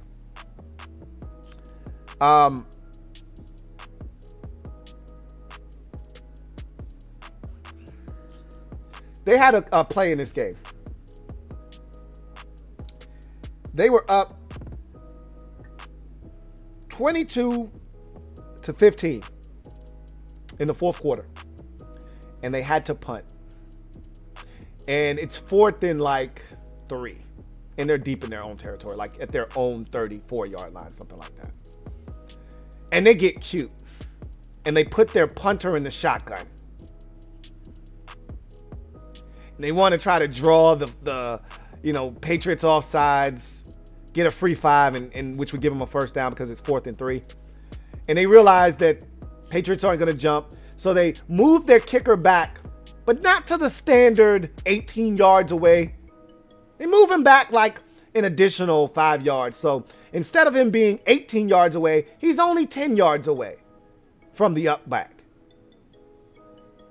or the personal protector. And you know what his dumbass does? He kicks the football off the back of his damn personal protector because he wasn't 8 more yards back like he was supposed to. When your team is bad and you do dumb shit like that, which leads to the game-tying touchdown, you deserve to lose. When you're 1-3, don't do creative, stupid shit. Do creative, fun stuff. They did a flea flicker in this game, and it ended up going for like a 37-yard touchdown. That's the kind of shit you should be doing. Don't do stupid punt shit. Kick it off the back of your damn personal protector. I say these things because in my survivor pool, there were 7 of us left, 5 of which picked the New England Patriots. I would have been halfway home to winning this puppy had they lost this game.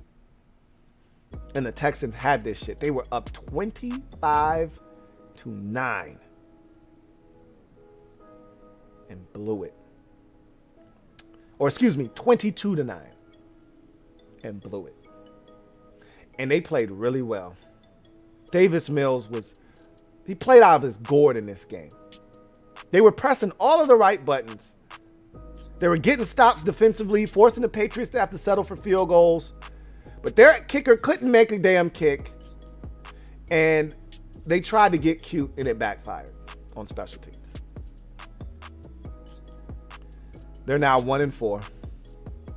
The Patriots are now 2-3. The Patriots stink. Yeah, they stink. Man, they're terrible. They're not going to win very many games against good teams. And they can't score. That's their biggest problem. Is that defensively, they're not terrible. They're just not good enough to beat anybody that can score points. But they win this game. They're 2-3 on the season. They should be 1-4 or 0-5. They should have won the Jets game, so they would have won the Jets game. They stink. Bears at Raiders.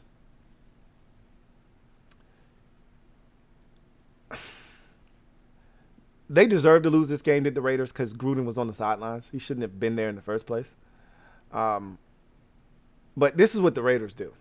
to get your hopes up if you're a Raiders fan, only to let you down with losses like this.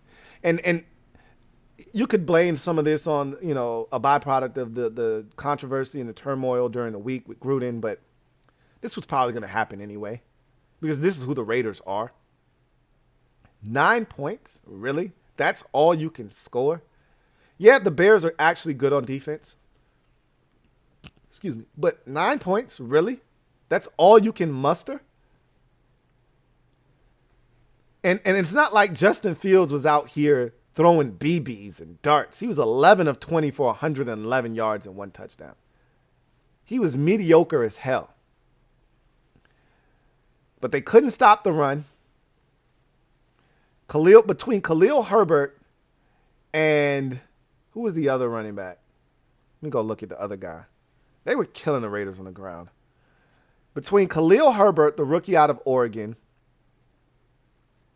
I think he's out of Oregon, and Damian Williams, who I really like from Kansas City, they killed him. One averaged 4.2 yards. The other averaged 4.0 yards. Khalil Herbert had 18 carries, and he's from Virginia Tech. 18 carries for 75 yards, and Damian Williams had 16 carries for 64 yards. Between the two of them, 34 carries for 139 yards, which averages out to 4.1 yards per carry. And Damian Williams put a nasty move on a Raiders defender as he got into the end zone on one of his touchdown runs. The Bears' offense is uninspiring. It really is. But their defense is good. They got after Derek Carr. Khalil Mack sacked Derek Carr twice.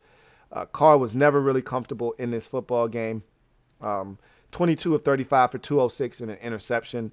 They never were able to get, and to me, as Darren Waller goes, so does this Raiders offense. And they were never able to really get him going in this game. I don't think he had more than 3 catches. Waller, 4 for 45. They targeted him 8 times, only was able to convert on 4 of them for 45 yards. It was just a bad game all around for the Raiders. They didn't get enough stops defensively.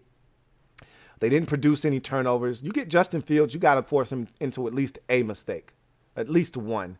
They weren't able to do that. And the Bears, similar to the way they did the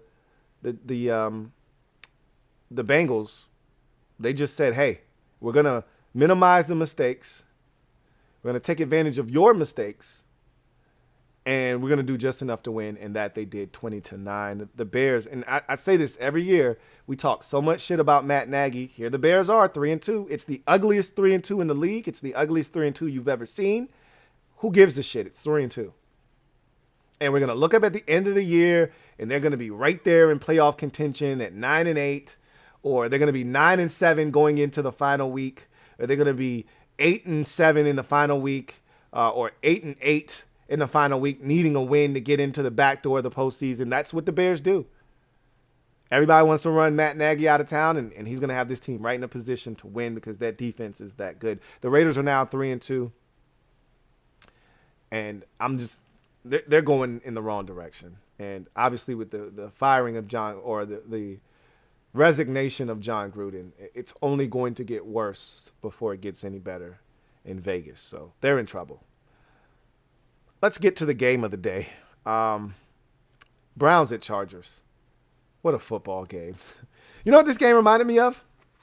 And it's ironic that the Browns were in each of these games. Remember last year's Monday night game with the Browns and the Ravens and the Lamar Jackson bathroom gate game where people argued he went to the bathroom. Some argued he got IV. I think he got IV. I don't know if people actually put the little IV strip on for cosmetic purposes to make people think you got an IV when you really went to take a dump. I don't think people do that. But Lamar Jackson leaves the field for what feels like an eternity, but it's only like 2 possessions. But in that time frame, the Browns go apeshit, take over the game, take the lead, and Lamar has to come back on a 4th down and plays Superman. He scrambles around, throws a touchdown pass to Hollywood Brown, then runs for a touchdown late in that game. They come back and win in improbable fashion, like 48-43 or some craziness like that in that game. It was a crazy football game, right? That's what this game felt like. Back and forth. I'm going to tell you right now, these two young quarterbacks in Mayfield and Herbert put on a clinic. They put on a show. If you're a Washington football team fan, don't watch this game. It'll make you sick to your stomach because you're going to say, I just want one of those types of guys. Both of these quarterbacks were balling. Absolutely balling. Almost could do no wrong in this game. Baker Mayfield, 23 of 32 for 305 and 2 touchdowns. Justin Herbert, 26 of 43 for 398 and 4 touchdowns. They were going toe-to-toe. But then, I'm just going to tell you this. Nick Chubb, if he isn't the best running back in football, he needs to be in the discussion for it. When we talk about running backs, we conveniently forget Nick Chubb. And I think it's because he's not sexy. He doesn't catch it out of the backfield a ton. They reserve that for Kareem Hunt and some of the other backs that they have. And they just hand it to him. But when they hand it to him, I don't know if there's a better pure runner with the football in his hands. With smoothness, with cuts, with stiff arm, with power, with agility, with the ability to make people miss. Nick Chubb is the complete package as a runner. And I think we kind of forgot that when he got injured at Georgia and then Sony Michel kind of came on late and he was the sexy guy, not Chubb. This guy's legit. He was spectacular in this game. I could watch Nick Chubb run all day. He's that good. He's phenomenal. And he makes it look easy. When we start rattling off backs, Derrick Henry, Dalvin Cook, who never plays, Aaron Jones, Christian McCaffrey. We rattle off all these backs. Joe Mixon, who's always hurt. But the guy that always plays and always produces, we don't mention him. We got to stop that shit. I'm on the Nick Chubb fan club. And I'm going to make sure everybody knows how good he is. He was fantastic in this game. 21 carries, 161 yards and a touchdown. They had no answer for him. And I'm just going to say this about the Chargers. Mike Williams had a coming out party, 8 catches, 165 yards, 2 touchdowns. I don't know why they just continued to lose him. He had 2 big touchdown grabs in this game, one for like 75 and another one for like 55. And on both of them, there wasn't a Browns defender within 15 yards of him on either touchdown. I don't know what the hell they were doing when it came to Mike Williams. But that said, this thing went back and forth. And at one point, the Browns were up 27-13 in the third quarter. And the Chargers just chipped away. And next thing you know, they're up. And I remember doing the Monday night game, and my guy Craig showed up. And he was like, he called his coach, like Big Brass Brandon or some shit like that. Brass Tacks Brandon or some shit he called him. Because he had big stones. I don't know if a coach in the league has bigger stones than Brandon Staley. This mofo goes for it when, if you're one of these analytics coaches and you look at the analytics, they punt the damn football. And Brandon Staley's like, nah, offense, stay on the field. I would, as a fan of a team playing against the Chargers, I would hate playing against him because you never have a stop against him. If it's close, he's going for it. And he doesn't give a shit if he's at his own 35, at your 35, he's in field goal range. He doesn't care. I'm going for it. Because I got Justin Herbert and I believe in my guy. And Herbert makes him right every single time. Whether it's Keenan Allen, or it's Mike Williams, or it's Parham, or it's Jared Cook Jr., it doesn't matter. Somebody's going to make a play, and they're going to convert a fourth down. He had to have gone for it at least 4 times in this game. I'm going to look. And it's not your conventional 4th down and 2. It's 4th and 7 from his own 35. And he's like, F it. We're down 14. Go for it. Where they do that at? Obviously, they do that in Los Angeles with the Chargers. Let me go look and see how many times they went for it on 4th down. That would piss me off as a defensive team. Like, we got to stop. Punt the goddamn football. But he doesn't. And they always seem to make him right. They were 4 of 4 on 4th downs in this game. That is insane. Oh, no, excuse me. That's red zone. They were 3 of 3 on 4th downs. It was ridiculous. So they were 6 of 13 on 3rd down, right? But when they didn't convert, so the 7 times that they didn't convert, they went for it on 4th down 3 times and got it all 3 times. So that 6 of 13 doesn't actually play as 6 of 13 when you're 3 of 3 on 4th down. So that 6 of 13 really is like 9 of 16 or 9 of 13, excuse me. It's really 9 of 13 because he went for it on 4th down 3 times. That breaks your back. It really does. And again, at the times that he went for it, and speaking of field goal kickers missing extra points, their kicker missed an extra point early in the game. And he didn't have to do this. They were down 14. It was 27-13. And he's like, nah, I want my point back. So they score a touchdown to cut the deficit to at the time, 8. An extra point would have made it a 7-point game at 27-20. He's like, nah, I want my damn extra point back. We should have 3 touchdowns, not 2 touchdowns and 2 field goals. I want my point back. He goes for 2 and they get it. And now I'm like, why did you do that? Why did you do that? You didn't have to do that. He's like, well, I'm looking at my analytics sheet and it says when you're down 14, you go for it because you got 2 chances to get 14 points. Or you could get 15 points to take the lead, which is what he did.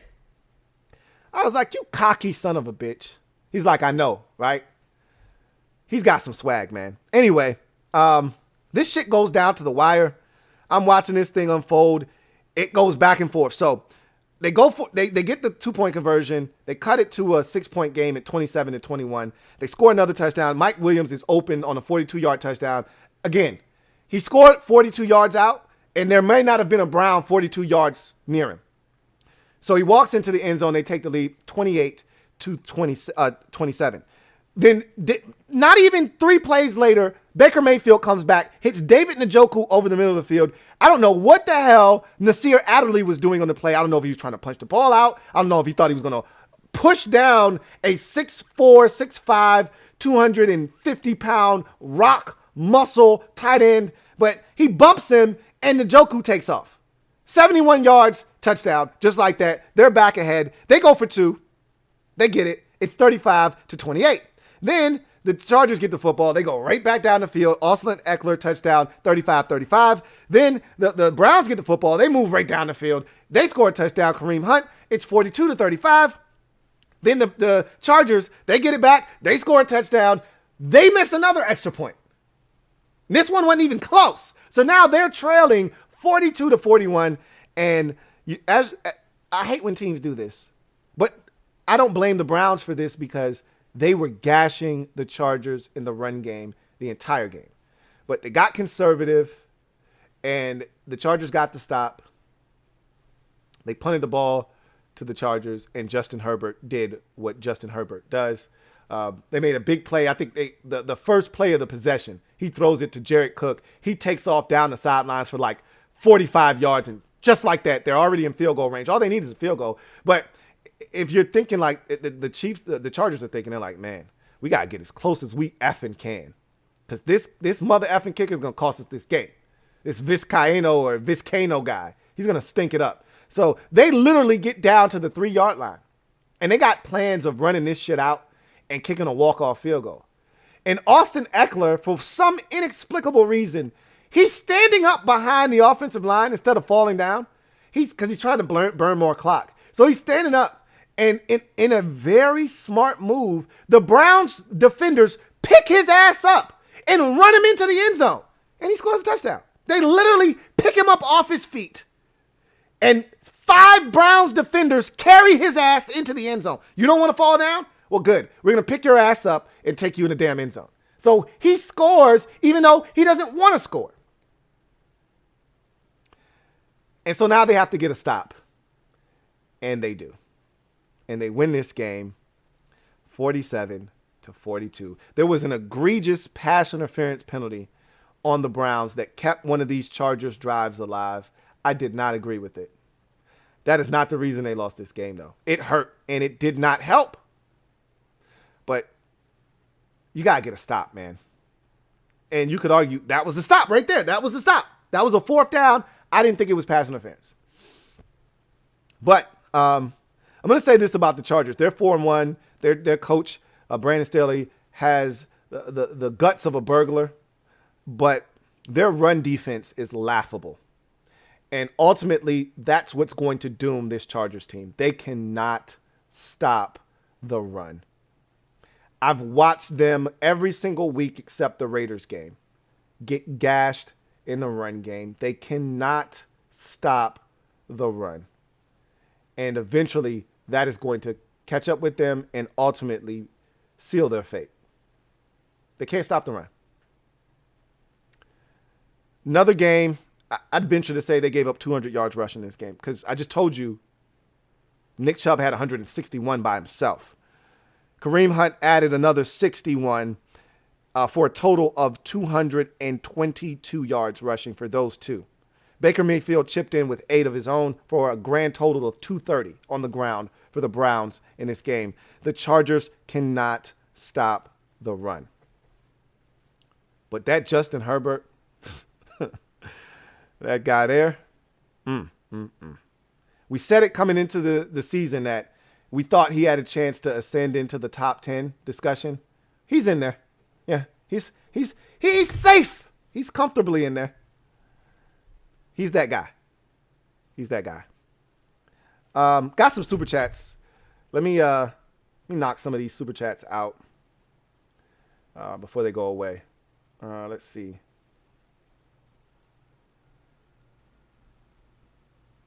Got one here from Big Money Sonny. Thank you for the super chat. Greatly appreciate you, Big Money Sonny. Double up. Thank you for doubling up. Who writes? The legend of Bruce Allen lives.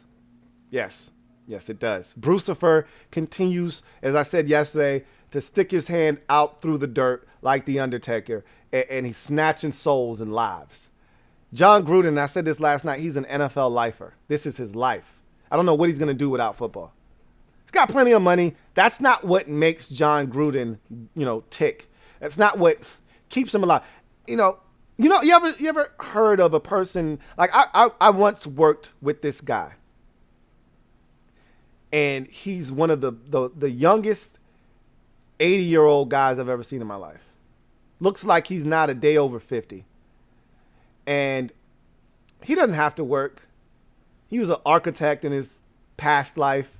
Got plenty of money. He doesn't need the job. And it's one of those jobs where he's not greeting people at the door. He's not a greeter at Walmart. This job, you're tossing 50 and 60-pound bags around for a living. This shit is not easy.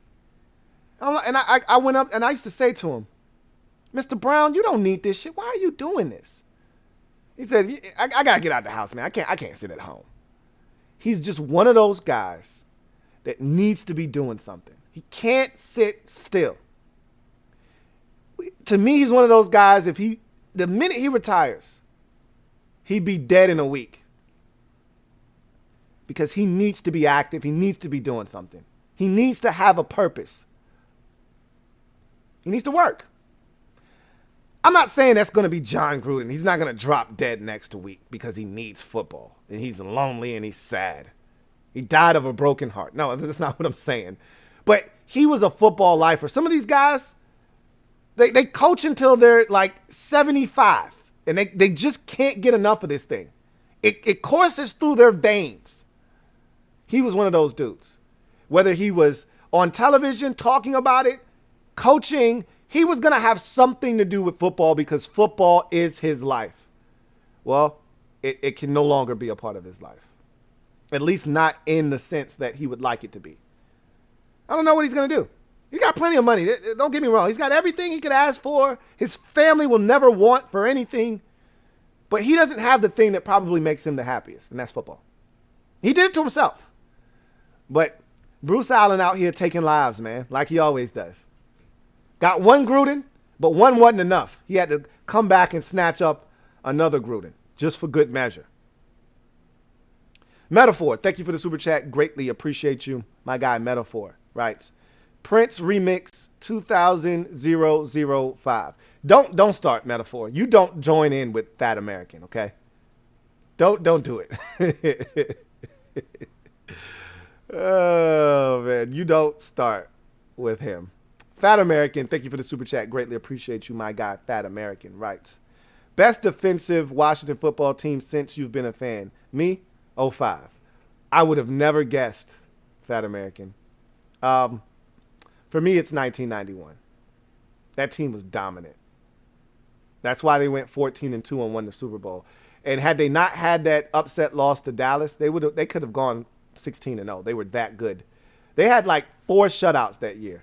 Did that defense? How many shutouts did the 05 defense have? I'd venture to say none. I'd guess none. They had a couple of ass whoopings. I think that year they beat the 49ers, and I think Alex Smith was a rookie, and I think they won that game like 41-10. But I don't think they had a shutout that year. The 91 defense, go look them up. That was a dominant unit. Big Money Sonny, thank you for the super chat. Greatly appreciate you. Who writes, is fat American really a fat American? Question mark. I don't know the answer to that, but I would guess that he has some weight on him. I would guess so, but I can't say that for certain. No, I don't know. But if I had to guess, I would say yes. I would say that he's got some weight on him for sure. Fat is a strong word, though. He's big boned. He's got some meat on his bones, and there's nothing wrong with that. Enigma RJ, thank you for the super chat. Greatly appreciate you. My guy Enigma RJ writes, I'm with Ron's plan. However, do you think Jack should be aggressive since we get beat deep anyway? No, I don't, because we complain about getting beat deep, but it could get worse. We could give up more deep. We could give up 3 or 4 a game. At least make them earn it. And they're earning it against us, but at least make them earn it. That's always the goal.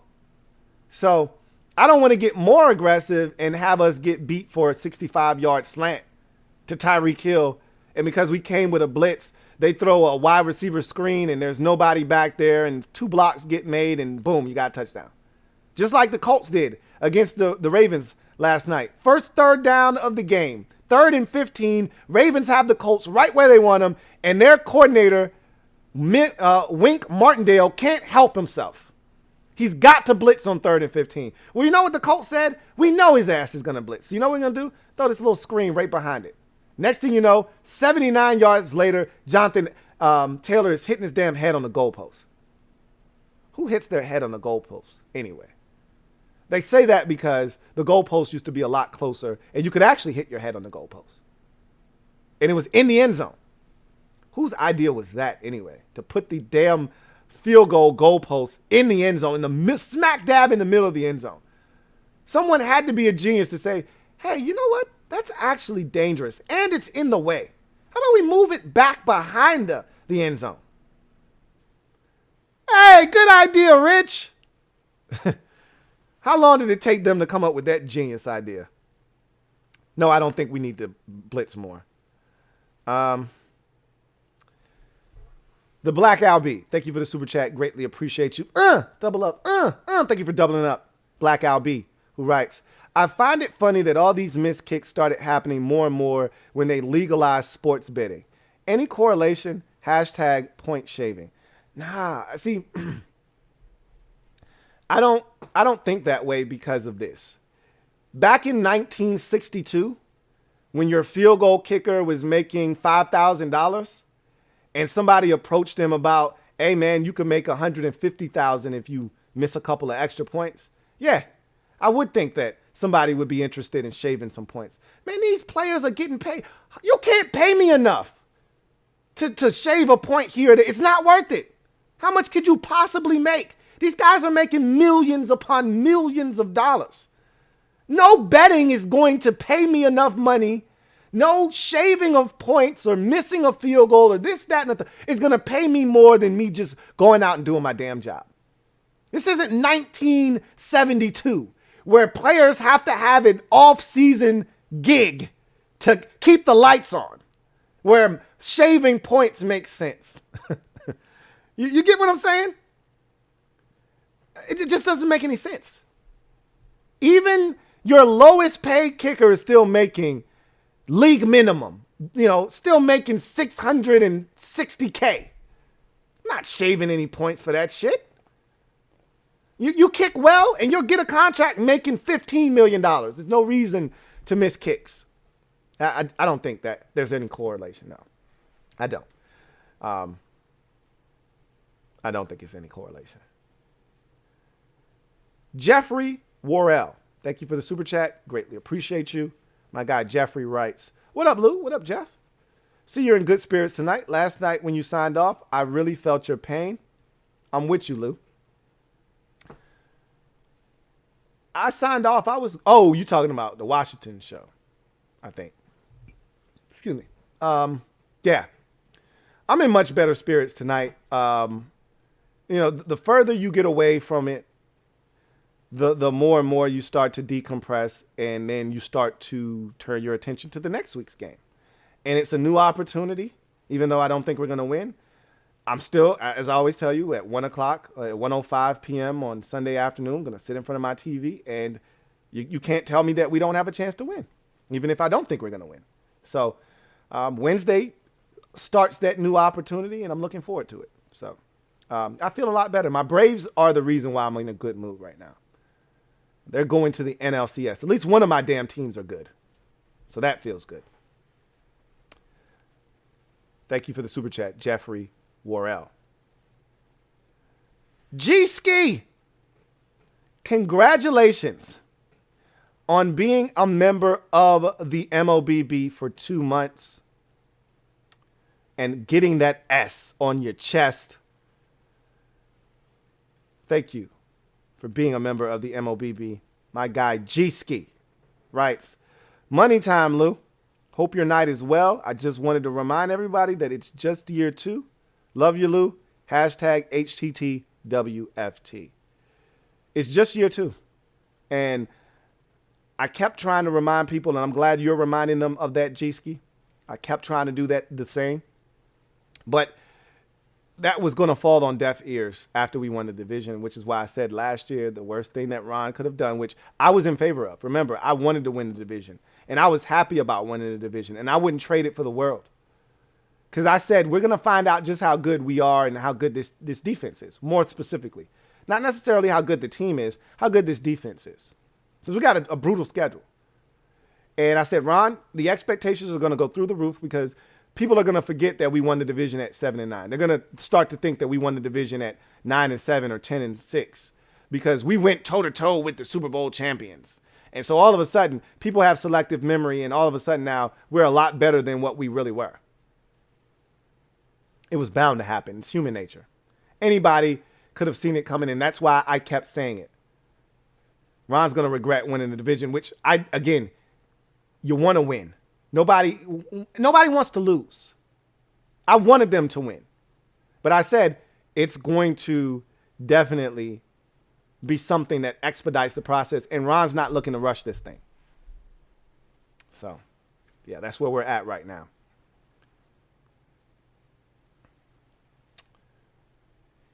Silvaro, thank you for the super chat. Greatly appreciate you. My guy Silvaro writes, Hey Lou. What's up, Silvaro? Long time, first time. Really appreciate you, man. Good to hear from you. Look forward to chopping it up with you in the near future. Says, does Brandon Staley even know what 4th down is? I don't know if he does. He may think he's got a 5th down. The way he's going for it on 4th down, and again, it's not just because we see coaches all the time. I mean, Kevin Stefanski went for it on the 4th down. I'm like, bro, you're in field goal range. Take the points. What are you doing? It's 4th and 2 from the Chargers' 28-yard line. Take the 45-yard field goal. He's like, nope, I'm going for it. And they didn't get it. Odell Beckham, and you know what? It was probably from like the 22-yard line. They were super close. And Odell Beckham Jr. drops what would have been a 1st down. Easy 1st down catch. He drops it. Anyway, he says, he's a madman. I love it, but I hope it doesn't bite us one of these days. It's going to bite you one of these days, but enjoy it while it's happening. You know what I mean? Like, enjoy the moment. Like, don't rain on the parade right now, but he's going to have to learn that there's a time and place for everything. Right now, this is the honeymoon phase. We see this with every first-year coach when things are going well. If your first-year coach stinks, then there is no honeymoon phase. You want the guy gone in his first year. But if you're winning or you're exceeding expectations in year 1, there's a honeymoon phase. And Chargers fans are madly in love with Brandon Staley right now, and rightfully so. He's pressed every right button, including, I chastised him for this in the preseason, but he didn't play Derwin James. He didn't play Austin Eckler. He didn't play Justin Herbert or any guy that was important to this team's success in the preseason, and they haven't missed a beat. He's gone for it on fourth down. He's been super aggressive in his play calling. He's gone for it in situations where you're like, dude, just settle for the field goal. Like against the Chiefs late, he gave the ball back to Mahomes. That's a death sentence most years. Well, he got away with it, you know. He's been a breath of fresh air for the Chargers. But the run defense is a problem for me right now. And eventually, like you said, remember Doug Peterson did the same thing when he first got to Philadelphia. They were going for it on fourth down when you're like, Doug, what are you doing, dude? And it cost them a couple of times. Eventually, it's going to cost you guys a game or two. But be who you are. Scared money don't make money. And right now, Brandon Staley, he's willing to bet it all. He's willing to risk it all. As a wise man once told me, no risk it, no biscuit. Well, this man is over there eating at Popeyes. And he's sprinkling a little bit of honey on top. Tastes good when you're winning. Tastes good when you're winning. Thank you for the super chat, Silvaro. Got one here from my guy, Captain Spartan04. Thank you for the super chat, Captain. Greatly appreciate you. Writes, Rich Eisen says Raiders should get Doug Peterson. You know, he is close with Mike Mayock too, so he probably knows something. Doug Peterson, I think he's going to get back into the league as a head coach. He won a Super Bowl. So he's going to get an opportunity. Didn't end the way that everyone thought it should have in Philadelphia. I thought he got a raw deal in Philadelphia. He might be a good hire for the Raiders. You know what? It makes sense too because I think he would fit with Derek Carr. I think there's enough talent there that a guy like Doug Peterson would really be able to make the most out of Derek Carr and all of the pieces that they have. The guy that would probably suffer if Doug Peterson became their coach would probably be Josh Jacobs. I think that would be the guy that would suffer. But we'll see. That makes a lot of sense, though. It does, actually. We'll see what happens. I'm anxious, and I asked this last night. Does Mike Mayock just take over as the GM? Like, is he really? Because remember, he was the figurehead GM, but he was really just a personnel guy. He didn't make any decisions regarding that team. That was all really Jon Gruden. And even with personnel decisions, Jon Gruden still had the final say.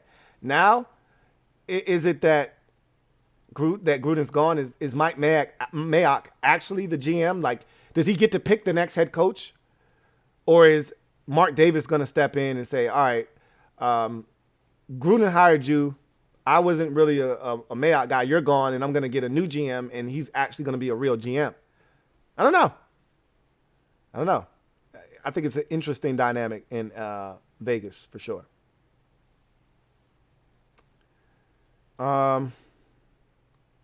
Let's see where we are.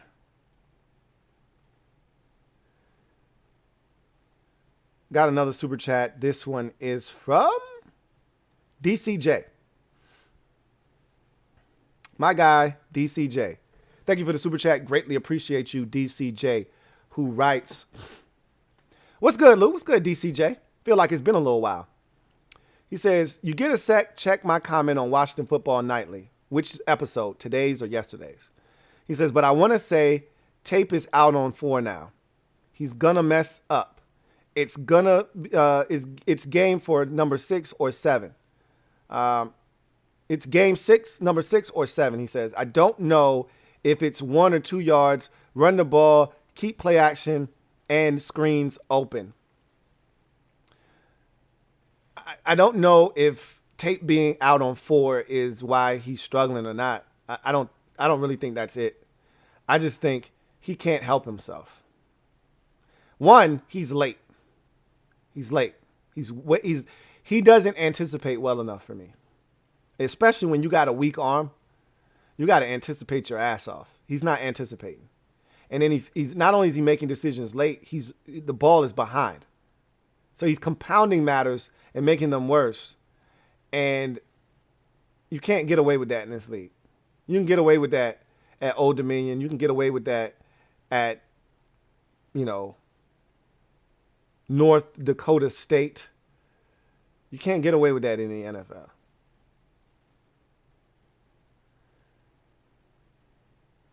And then when the situation gets tight, he presses. He presses. And you can't do that. You can't do that. And that's where the turnovers come with him a lot of times. But yeah, I'll check your comment out for sure.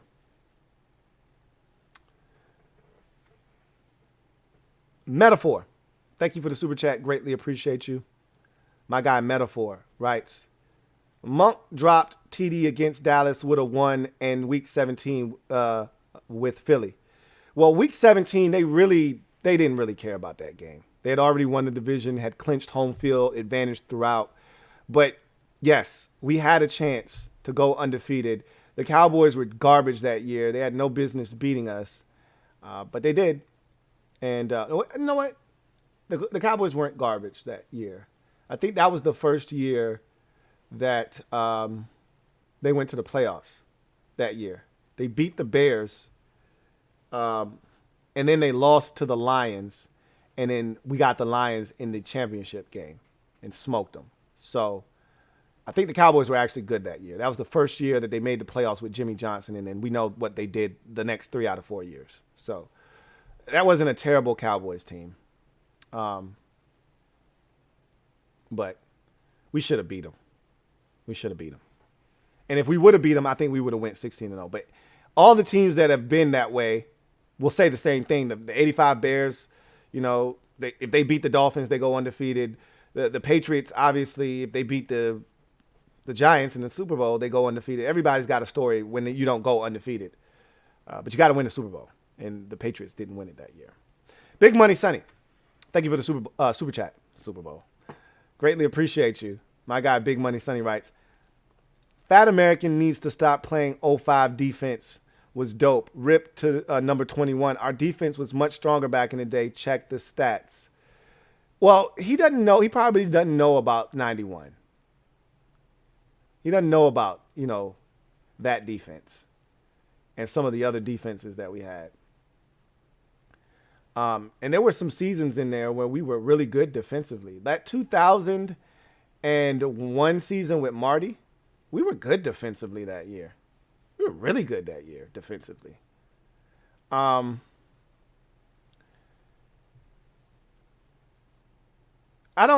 99 year, our defense was okay. It wasn't great. It's okay. It wasn't great. But that Marty year, our defense was really good that year. But 05 was a really good defense. I'm not going to sit here and act like it wasn't. DCJ, double up, thank you for doubling up, DCJ.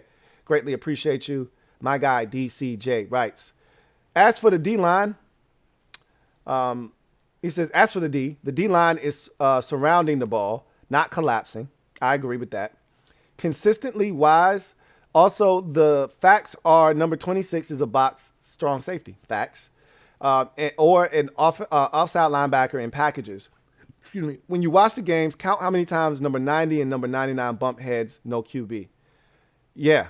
Even last week, there was a chance to get Jameis. Both of them crashed into each other. Jameis got away. Hell, I think even on the Hail Mary, I think that happened too, if I'm not mistaken.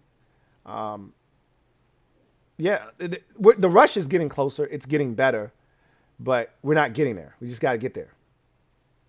I agree with you, and I agree with the fact that Landon Collins is a box safety. He was a box safety when we got him. That hasn't changed. He was always a box safety.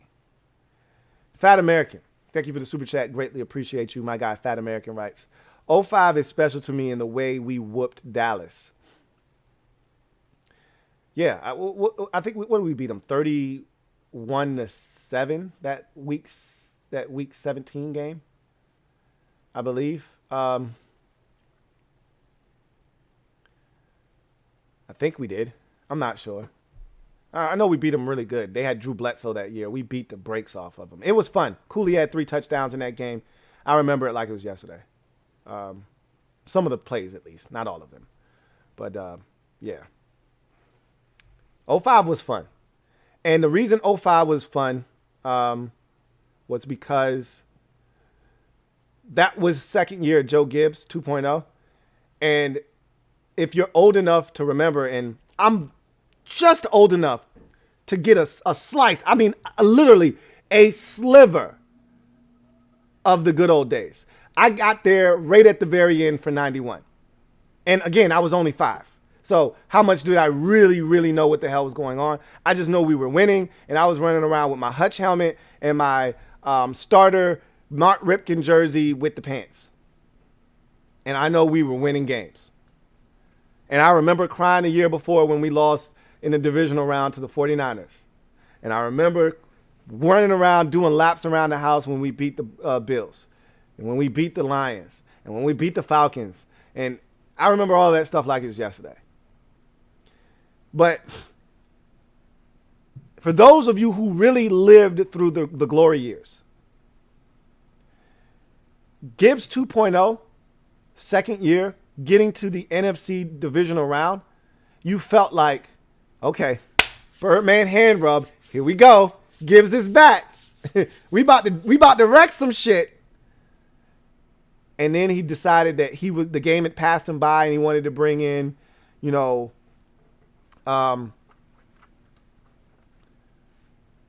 what is my man's name?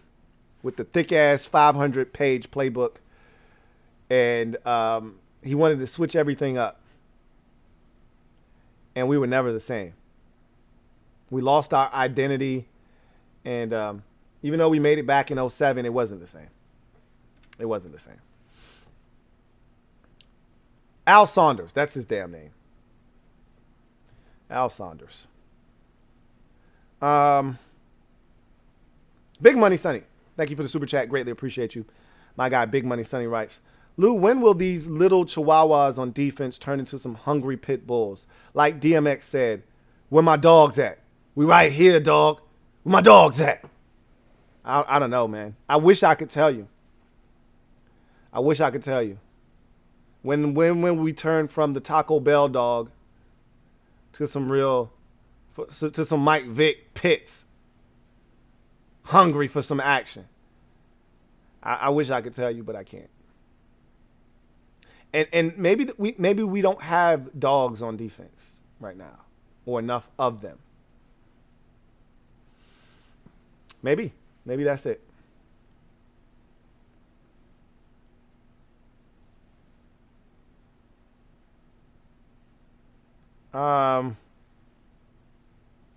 Benjamin Collins, thank you for the super chat. Greatly appreciate you. My guy Benjamin, thank you for the super chat. And thank you for doubling up. Double up. Thank you for doubling up, Benjamin Collins. Really appreciate you. Metaphor, thank you for the super chat. Greatly appreciate you. My guy Metaphor writes, Dallas was 1-15 that year. When we play to win week 17. Absolutely. Were they 1-15? They weren't 1-15 in 91. That was another year they were 1-15 and they beat us. I'm almost 100% certain Dallas went to the playoffs that year and beat the Bears in wild card weekend. Then they lost to the Lions in the divisional round, and we beat the Lions in the NFC Championship game. I think you got your years mixed up. I'm all but certain the Dallas was like 11-5 or 10-6 in 91, and they made the playoffs and they beat the Bears. I'm not tripping. I'm telling you, I remember that shit like it was yesterday. I was all over it at 5 years old. I'm not tripping.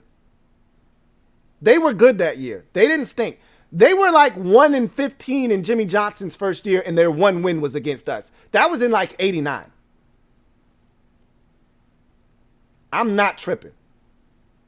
Look it up. I'm not going to look it up because I know I'm not tripping. Look it up, Metaphor. I guarantee you Dallas won 10 or 11 games. They went to the playoffs, and they lost to the Bears. Or they beat the Bears, and then they lost to the Lions in the divisional round, and we took the Lions out in the championship game. Fat American. Thank you for the super chat. Greatly appreciate you. My guy, Fat American. writes, was born in 92, figured as much. Didn't get to experience the 91 team. The 91 defense must really be underrated. You only hear about hogs in the power run game. That was the most underrated portion of that team. Everybody wants to talk about the run game and Mark Rippon, and he was ridiculous that year. He did not miss the deep ball in 91. So this is the thing. Before that year, Mark Rippon was like a journeyman type quarterback. Like, he was not what we wanted him to be. He couldn't win the big game. He turned it over too much. I didn't think he would ever, amount to being a Super Bowl quarterback. And then for whatever reason, 91, it just clicked. And all of a sudden, he couldn't miss the deep ball in 91. But the defense, they were the driving force. That defense was just as dominant as the day was long. And while the offense was scoring, the defense was suffocating teams. Suffocating them.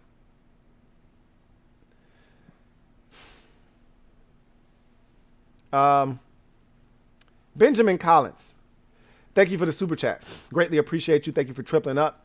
My guy Benjamin Collins writes, I hope Ron stops saying it takes 4 years to change a military culture. As a retired vet, it takes us NCOs to say one word. He said, I still have patience, but we need to be better on defense and draft a QB worthy. I think he said that multiple times because, let's be honest, most of us never served in the military, and thank you for your service, Benjamin. But I think he said that because most of us, never served, and maybe when he, his family, because he grew up a military brat, maybe that was what was told to him, and maybe that's how it used to be, or maybe that's what they say. But I think he more so was saying that because he wanted to get the Washington fans to understand that this was not going to happen overnight and that they needed to give him time to turn this thing around. I think that's pretty much what that was about, more so than anything else. Let me fix this, but let me have the time and space I need to fix it. And winning the division pretty much stopped any hope of that happening in the time frame, in the manner that he wanted it to happen. Again, I'm not apologizing for that, and I wanted them to win the division, and I'm glad they won the division.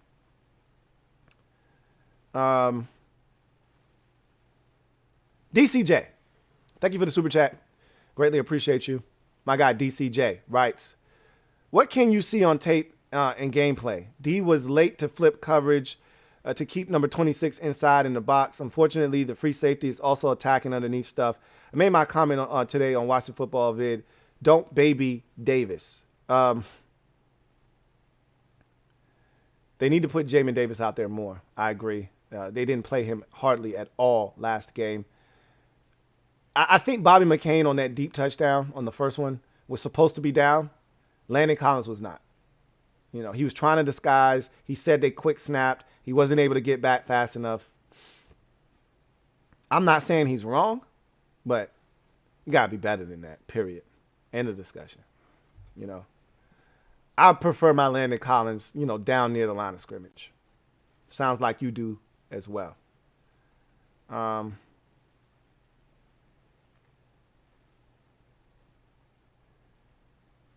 Big Money Sonny, thank you for the super chat. Greatly appreciate you. My guy, Big Money Sonny, writes, Lou, I'm 46 and was blessed to see the glory days. Bless your heart, man. I wish I could have lived through all three of them. I only got one. But what I wouldn't trade to feel that feeling again. I want to go to a ticker tape parade. I want to be in that environment. It's going to happen, man. I keep telling myself that. I don't know when, but it's going to happen. But it's probably only going to happen if we find the quarterback. That's got to be the next thing that happens. He says, unfortunately, Fat American hasn't seen a chip yet. It's time for the younger generation to enjoy what we did. Salutes to the younger generation. Stick through it. I feel so bad for a lot of them that have no idea what real winning looks like. They only know what '05 and '07, and God forbid if they're that young that they only really know 2012 and 2015, really.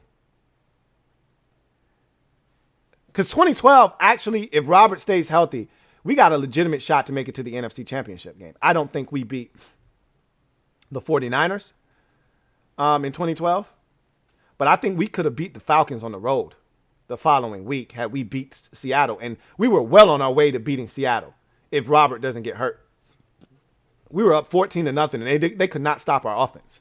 So 2012 was the last time we really legitimately had a chance to do something meaningful. So yeah, the younger generation just has to gut it out. I feel for them though, because they really don't know what real winning looks like. They really don't. And the fact that we haven't had 2 playoff seasons back to back since 1991, 1992 speaks to our ineptitude and how bad it's been to be a Washington football team fan / Redskins fan over the years.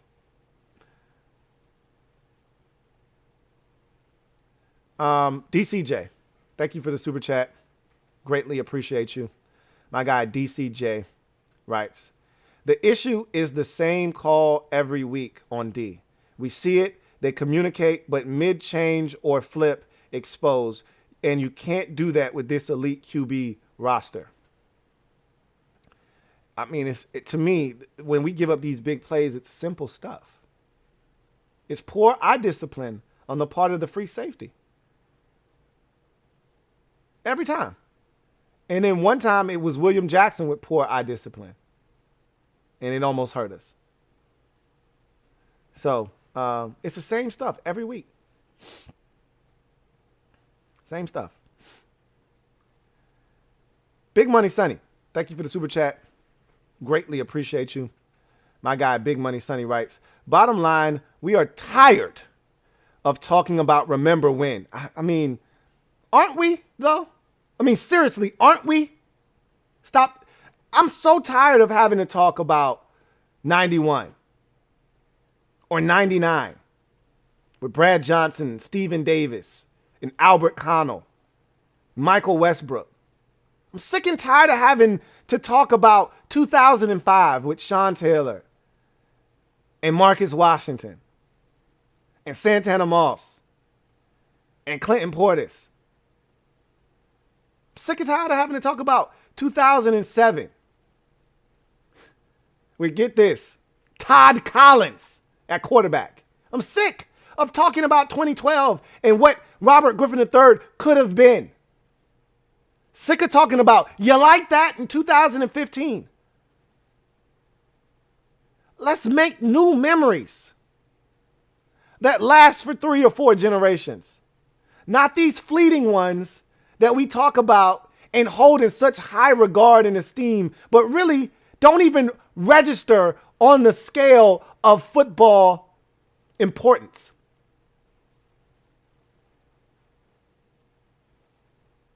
Shit's old, man. It's really getting old. It's been old. What am I saying? But that's all we got. It's as old as Washington trotting out their 3 Lombardi trophies every time they have a major press conference in the offseason. That shit's old. Go get a new Lombardi.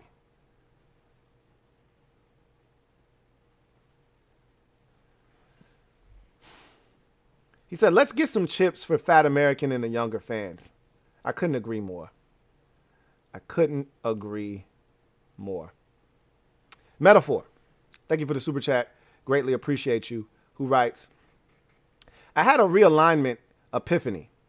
AFC, Baltimore goes to the east, Fins to the south, Colts to the north. That makes sense. NFC, Dallas to the south, Panthers to the east. Would you want that? No, because then you destroy rivalries. You destroy rivalries. Then we would only see Dallas every so often. Who wants that? Who wants that? Like, the only team that shouldn't have been in the NFC East, and I get it, when some of these divisions were put together, there weren't as many teams, and, you know, the geography isn't, you know, spot on, but the one of the, you know, worst wrongs was the Arizona Cardinals being in the NFC East. And they never should have been there because they were St. Louis, then they were Phoenix, and then they were Arizona. And like none of those things were remotely close. So we always had to head out west. It was stupid. It didn't fit. That was the one thing that they needed to fix, and they did. Once we got to 32 teams, when the Houston Texans came along, and these divisions were able to be set at 8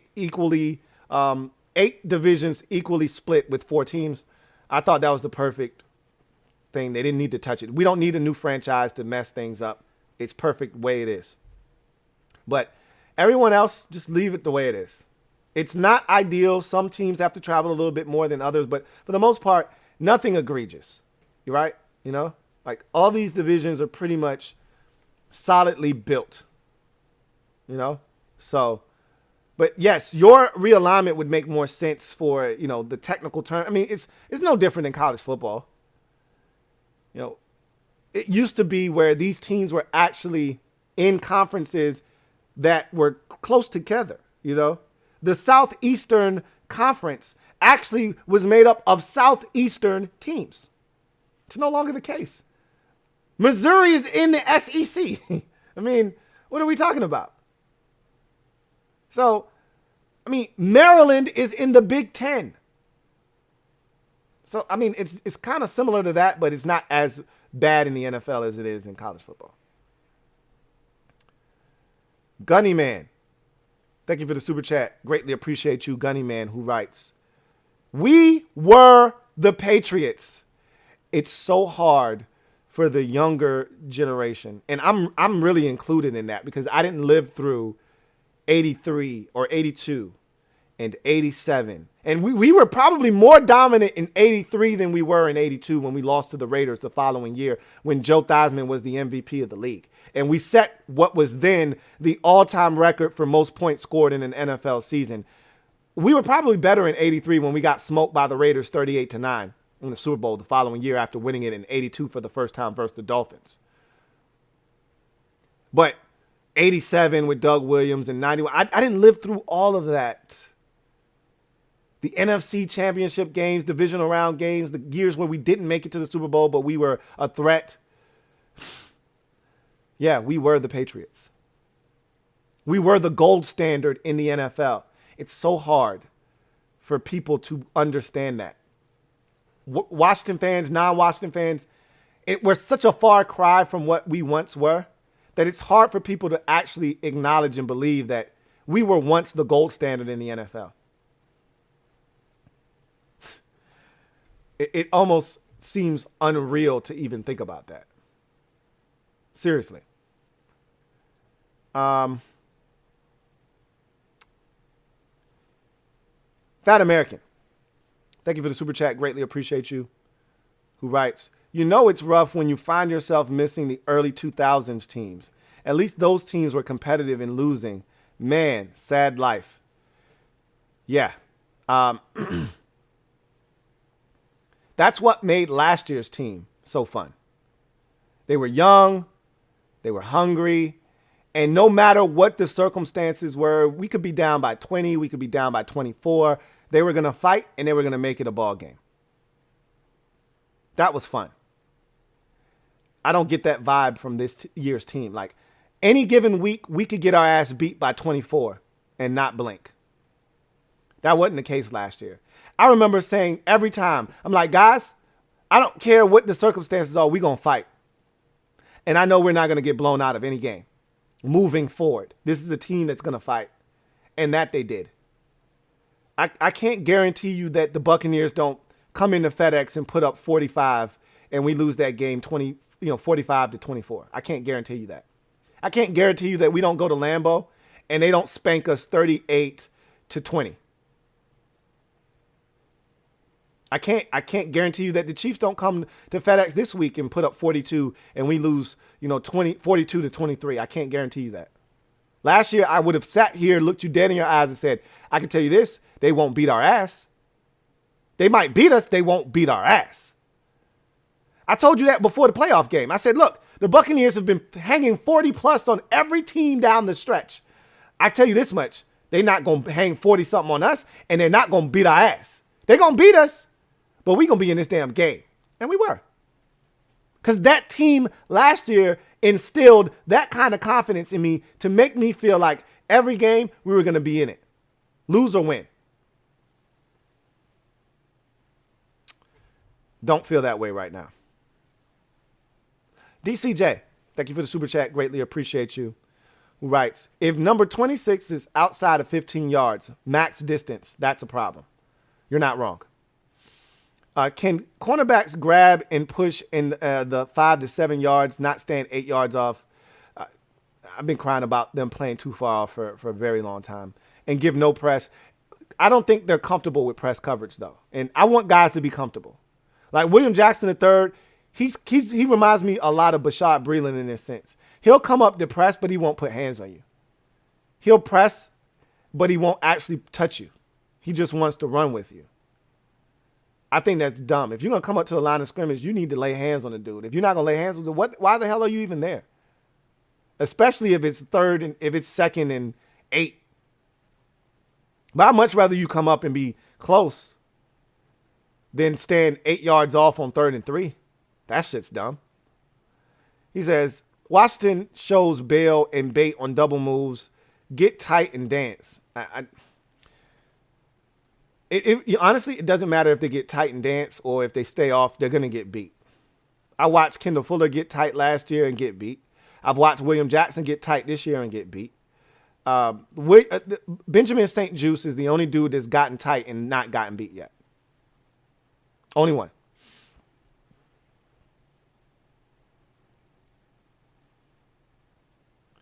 Let's see.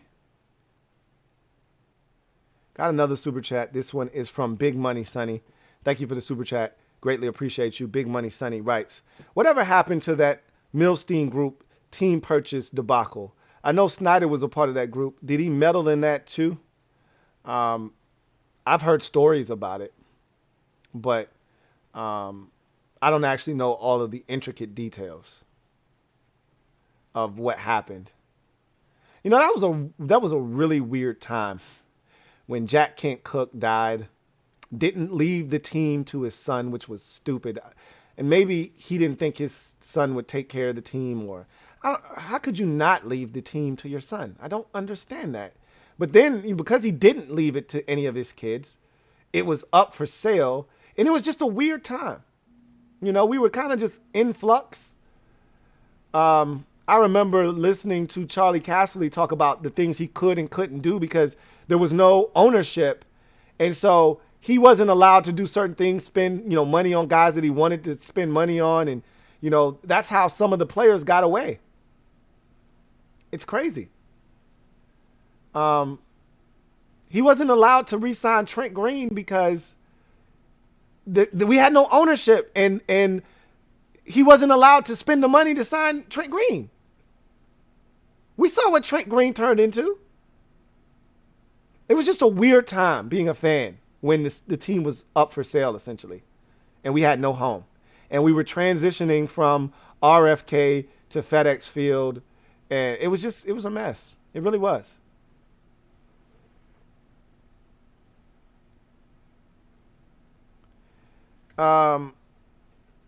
Red Wings 01, thank you for the super chat. Greatly appreciate you. My guy Red Wings 01 writes, my dad grew up getting to watch all our Super Bowl runs, even 72. Born in 99, so all I know is the Snyder era. My dad would tell me about all the glory days, but just once I want a taste of what that was like. We'll never get back to those days. We'll never be that team again, I don't think. We'll never go to 3 Super Bowls in 5 years, which is what we did from 82 to 87. We will never do that again. And if you go back to 72 and you include 91, we went to 5 Super Bowls in a span of 19 years. We'll never do that again. We went to 4 Super Bowls in a span of 9 years, 82 to 91. We'll never do that again. But I just want to go back to 1 and win it.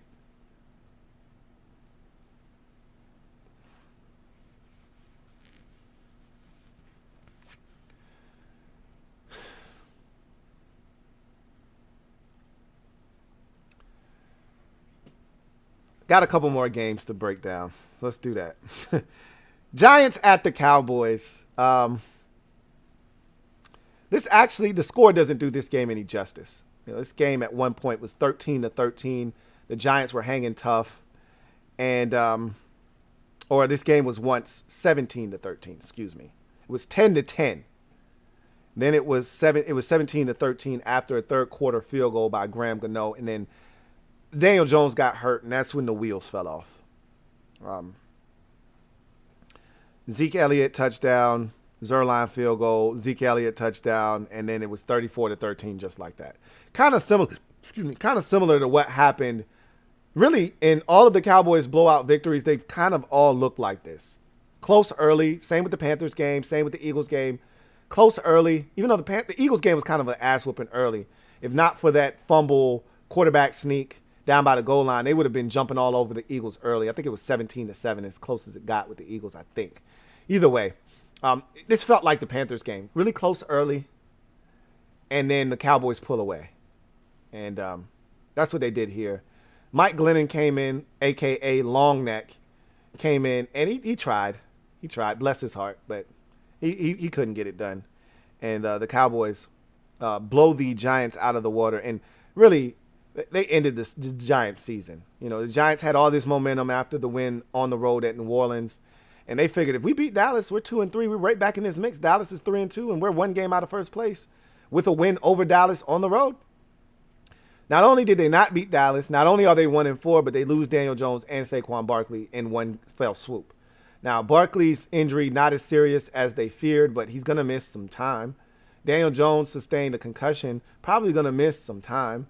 Even if it's just a week, they can ill afford to have their starting quarterback out for a week. They're 1-4, so the Giants are pretty much done. They're cooked. Their season is over, and the Cowboys continue to roll. That defense was dominant. Had another interception from Trayvon Diggs. Had an interception from Anthony Brown, who put the icing on the cake at the end with the 45-yard touchdown to get the 40-burger for the Cowboys in this ball game. The defense is playing well with confidence. The offense is dynamic and explosive like we thought they would be with Dak back under the center. And they look good, man. And honestly, who the hell's going to stop them? Their schedule really doesn't have a lot of resistance on it. We laughed when Law was on the program when the Super Friends got together, and he was after the first loss of the season to Tampa Bay, he reeled off like 10 straight wins or something crazy like that. And he didn't lose a game until they got to like Kansas City, which all of a sudden that doesn't look like a loss, like a guaranteed loss like it did when we were doing the schedule. And they were like 11-1 before they lost another game. He might not be wrong. There's some losable Arizona, Denver. There's some games on the schedule now. Don't get me wrong. Minnesota on a Sunday night in Minnesota. There's some games they could lose along the way and probably will lose. But they're going to be favored in probably every single one of those games.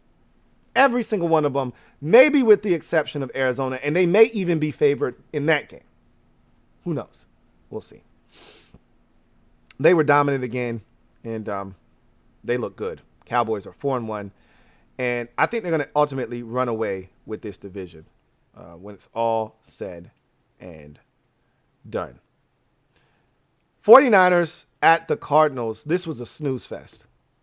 Literally, I fell asleep on this game twice and had to rewatch it because it was so boring. But in this league, it doesn't matter if it's boring or if it's pretty or if it's aesthetically pleasing. You just want to get the dub, and that's what the Cardinals have done for the 5th time this season and remain the league's only undefeated team. They win 17-10. This is family business. You know what this is. And when it's family business, all bets are off. And the 49ers know how to play the Cardinals. Remember, they destroyed the Cardinals' playoff hopes last year on a Saturday in Arizona. So it's not like the 49ers don't know how to play the Cardinals. And Trey Lance gave it a run, but he's young, fresh, and new. And he looked like a guy that was still playing with the training wheels on. And he got injured in the game, but they have a bye week through the 49ers, so we'll see what happens. If I'm the 49ers, there's no need to go back to Jimmy Garoppolo. Just let the young fella play and see what he can do. Much like the Bears have already decided, hey, we're going to roll with Justin Fields. Whether that tanks our season or not, he's our future. So let's get it started now. Same thing should apply for the 49ers. Well, what are we doing? Let's not waste time with Jimmy Garoppolo. We know Trey Lance is the future. Let him play. Let him learn. Let him make his mistakes. And let you grow from those mistakes. And hopefully next year he's ready to help you win big. He wasn't ready to help them win big in this game. And there's certain things he's got to learn. Like, he gets stopped on a 4th down, running to the goal line, and gets clobbered by 3 Cardinals defenders. You got to jump, dude. You got to jump and extend for the pylon. You can't try to duck down, and you're gonna get your clavicle shattered into 50 pieces doing that, dude. And he got stuffed at about the half-yard line and crushed. Don't do that. Don't do that. Dive and see if you can get there. He missed some throws, which you expect. The 49ers didn't have George Kittle. That hurts. They're just, and I said this last night, they're just not an explosive offense. Meanwhile, the Cardinals, this is why I still don't buy into the Cardinals, is because, and again, it's family business. So I don't want to chastise them too much, but they, to me, play down to their level of competition. They almost lost to Jacksonville a few weeks ago. Like, that's what this Cardinals team is. You put them in the ring against a really good team, and they'll elevate their level of play. You put them in a game against a team that they should clobber and destroy, and you'll look up, and it's in the 4th quarter, and it's a 3-point game. You're like, what the hell are you doing, Arizona? Put these guys away.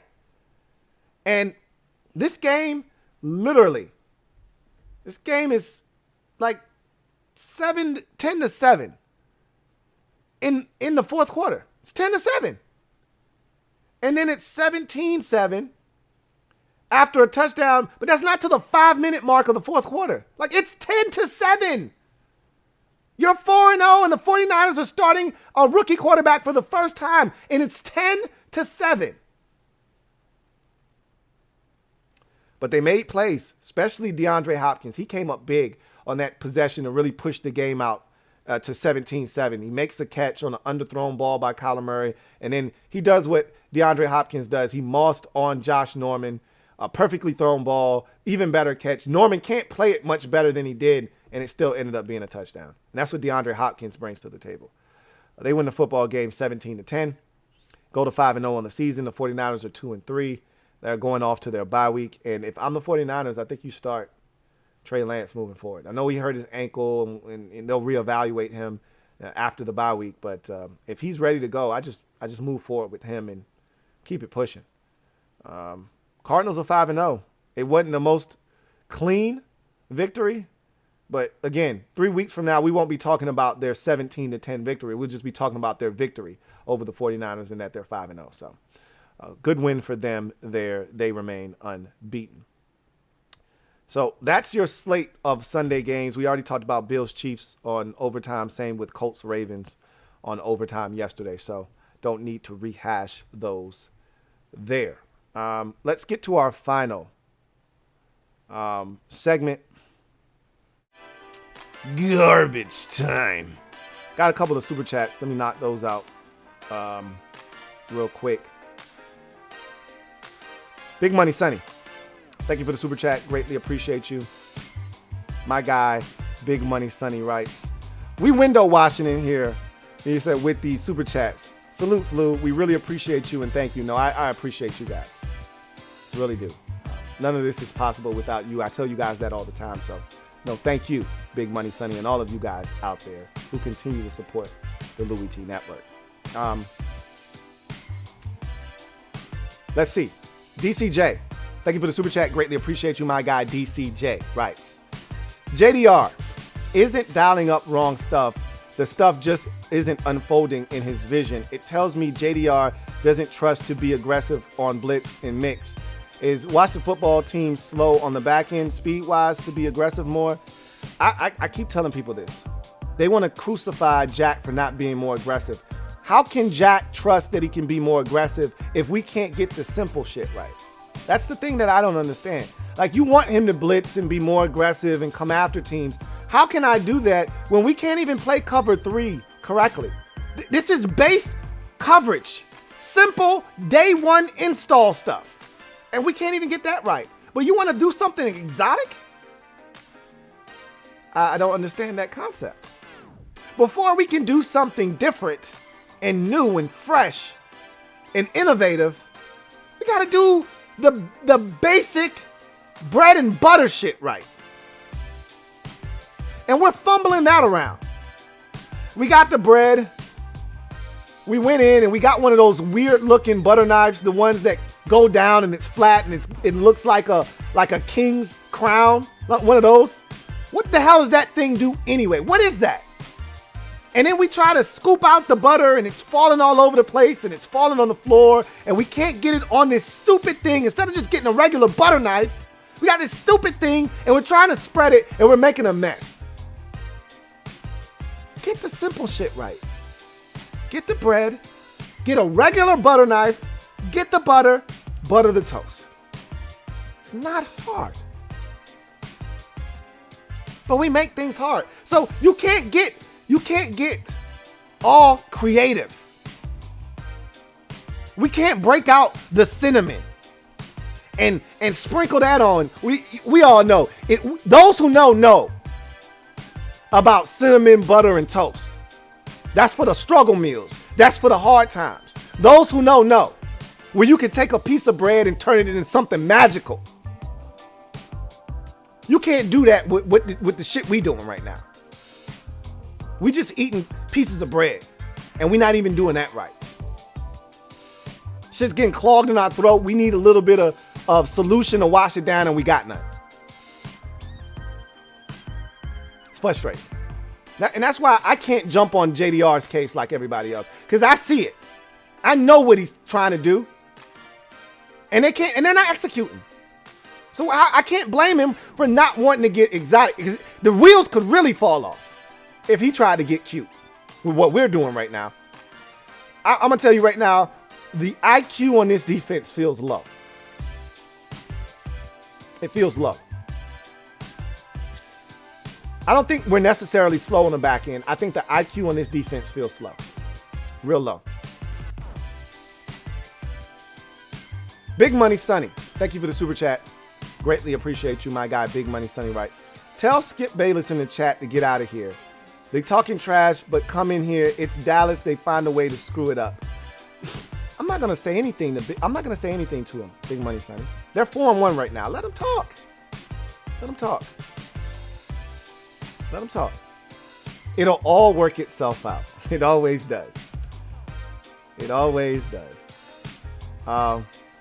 Let them rejoice in their resurgence. We won the division last year. They won 6 games last year. Just remind them of that. Anyway, I digress.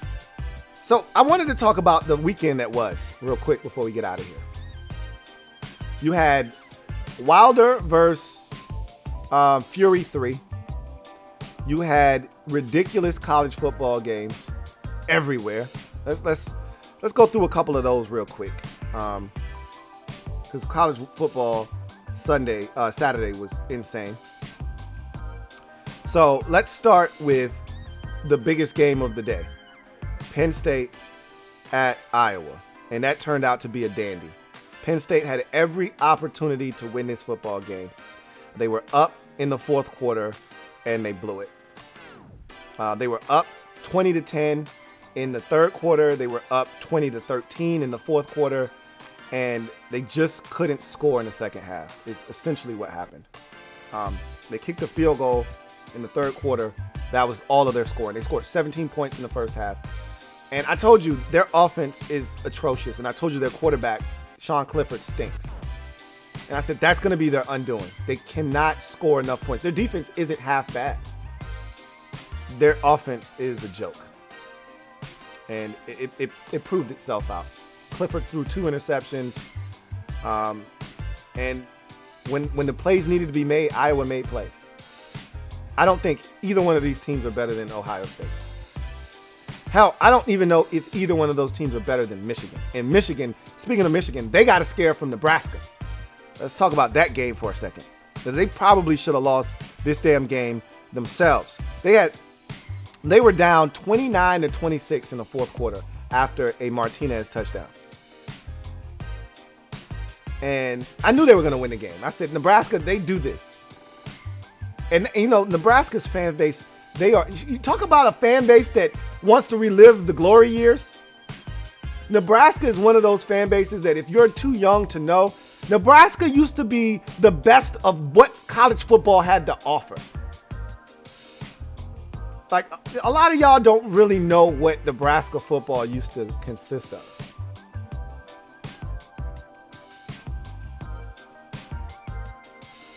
They want to relive that so badly in Nebraska. Y'all, Tommy Frazier, and I've done this on the podcast before, so I'm not going to do it. Tommy Frazier. Go watch some Tommy Frazier highlights. How good was he? They were really good. Lawrence Phillips and Tommy Frazier in the same backfield. Are you crazy? Anyway, they had them on the ropes, but I knew they weren't going to win the game. But that just goes to show me Michigan, they're not all that good either.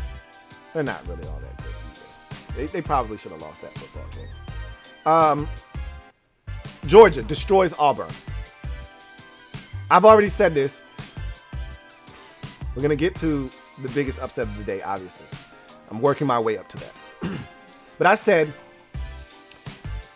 Georgia's defense is good enough to win a national championship. Only team standing in their way was, of course, Alabama. And I said I even think their defense is good enough to stifle Alabama's offense. Georgia dismantled Auburn 34-10. I worry about Georgia's offense. But as long as they can run the football, and they got a little bit of something from Stetson Bennett, but we all know we don't want to see Stetson Bennett in a meaningful game, in a real game. Auburn doesn't scare anyone. What Bo Nix, man, what a disappointment he's been. Similar to Spencer Rattler, one of these guys that got hyped up as a freshman that stinks. Bo Nix is in that conversation as well. But I guess Georgia's going to be number one in the nation. When's the last time we've been able to say that? I'm probably forgetting, 4 years ago when they were number one in the nation for a brief period, but feels like it's been Alabama or Clemson or one of the two for the last 5 years, it seems like. But Georgia's going to be number one in the nation, and I don't see anybody beating them. Texas, Oklahoma, this game never seems to disappoint. It always delivers. Used to be the Red River Shootout. Now it's the Red River Rivalry. Whatever the hell they call this, it's good every single time. It always delivers. Texas was up 28-7 in the first quarter. First quarter! There was no way they were going to lose this game. And they finally got up the balls to bench Spencer Rattler. They rallied back. I still can't believe they won this game. 25 points in the fourth quarter for Oklahoma. I still don't know how Texas was able to manage to blow this thing. They got some dogs. Now, I'm going to just say this. For the first time in a long time, Texas has some dogs on offense. They got some real talented guys. It's been a long time since I'm looking at Texas stuff and saying, that's some good stuff right there, man. I need some of that. It's been a long, long time. They got some ball players over there. But man, if their defense doesn't stink. And you can say that about just about every team in the Big 12. It's the same damn story. New season, same story. Your defense stinks, but boy, can you score. That's Oklahoma. I don't want them to be in the playoffs. I don't need to see them in the playoffs. They stink. They stink. They stink on defense like they always do. Their offense, they can score with the best of them, but if Georgia sinks their teeth into them, they're dead on arrival. I don't even need to stick Georgia on them. Stick Bama on them and they're dead. Dead, I tell you. I might even be able to put a Big Ten team on their ass, like Iowa, and might even be able to stun Oklahoma and stunt their growth offensively. The freshman quarterback came in and did what they thought he was capable of doing, though. Wow, what a game. What a game. What a game, what a game, what a game, what a game, what a game. And then, of course, I did all of that to build up to the thriller. And you know what? My guy, Captain Spartan, said, don't forget about Ole Miss, Arkansas. A week after Arkansas failed to even bust a grape against Georgia, they go back and they score 51 effing points against Ole Miss. The week after Ole Miss couldn't bust a grape against Alabama, they scored 52 effing points. And this was just a good old-fashioned shootout. 41 combined points scored in the fourth quarter. And 58 points scored in the second half between the two teams combined. Ridiculous. And to think, Ole Miss did all of this without scoring a single point in the first quarter. They scored 52 points in the final 3 frames. This is why they thought they could beat Alabama, because they're this explosive offensively. But they didn't do it when it mattered. This was a crazy game. I hate Arkansas's offense. I really do, with a passion. But, man, when they get it going, they can score. They can do some things. That was another fun one. But, obviously, the only game anybody really wanted to talk about was Alabama losing to Texas A&M. And it was crazy. At halftime, the score was... I remember because I wasn't actually watching this game live. I was out and about, running the streets. And I got a message on my phone that the score was 24-10 at halftime. I'm like, Texas A&M? Really, Alabama? So we build up that game against Ole Miss last week. And we know that Lane Kiffin said, get your popcorn ready and all of that stuff. And so that turned into a big deal. And you smoke them. And you come back after that and you go to College Station and you're preparing yourself for a letdown? No way. That's not how Nick Saban teams roll, right? So I'm like, okay, slow start. They'll come back and win this game, though. And this game got to 31-24. Alabama leads going into the fourth quarter. And I'm like, okay, yeah, they're going to win. So I didn't watch the fourth quarter. I was watching the boxing matches, rather. I thought they were going to win the game. Had I been at home and I wasn't home, I was out and about, I would have had that game on one TV and I would have had the fight on the other TV. But I didn't have the game on because I said, they're going to come back and win. It's Alabama. It's Texas A&M. Jimbo Fisher can't beat Nick Saban. No way. And matter of fact, it's backwards. It was 31-24. Texas A&M was ahead going into the fourth quarter. But I said, here comes Alabama. They're going to win this game. And it got to 31-30. And I'm following it on my phone. But I'm not watching it. Because we only had one TV. And I'm not going to say, turn the fight off, turn it to the game. So they take the lead 38-31. And I was like, yeah, that's more like it. And I stopped following the game at that point when it went up 38-31 because I thought they were going to win the game. I didn't watch the second half. That's right around when the prelims went off. And it was right around like 8:30-ish, 9 o'clock when you had to flip over to the pay-per-view. And I missed the thriller. And I still was shocked when they won this game.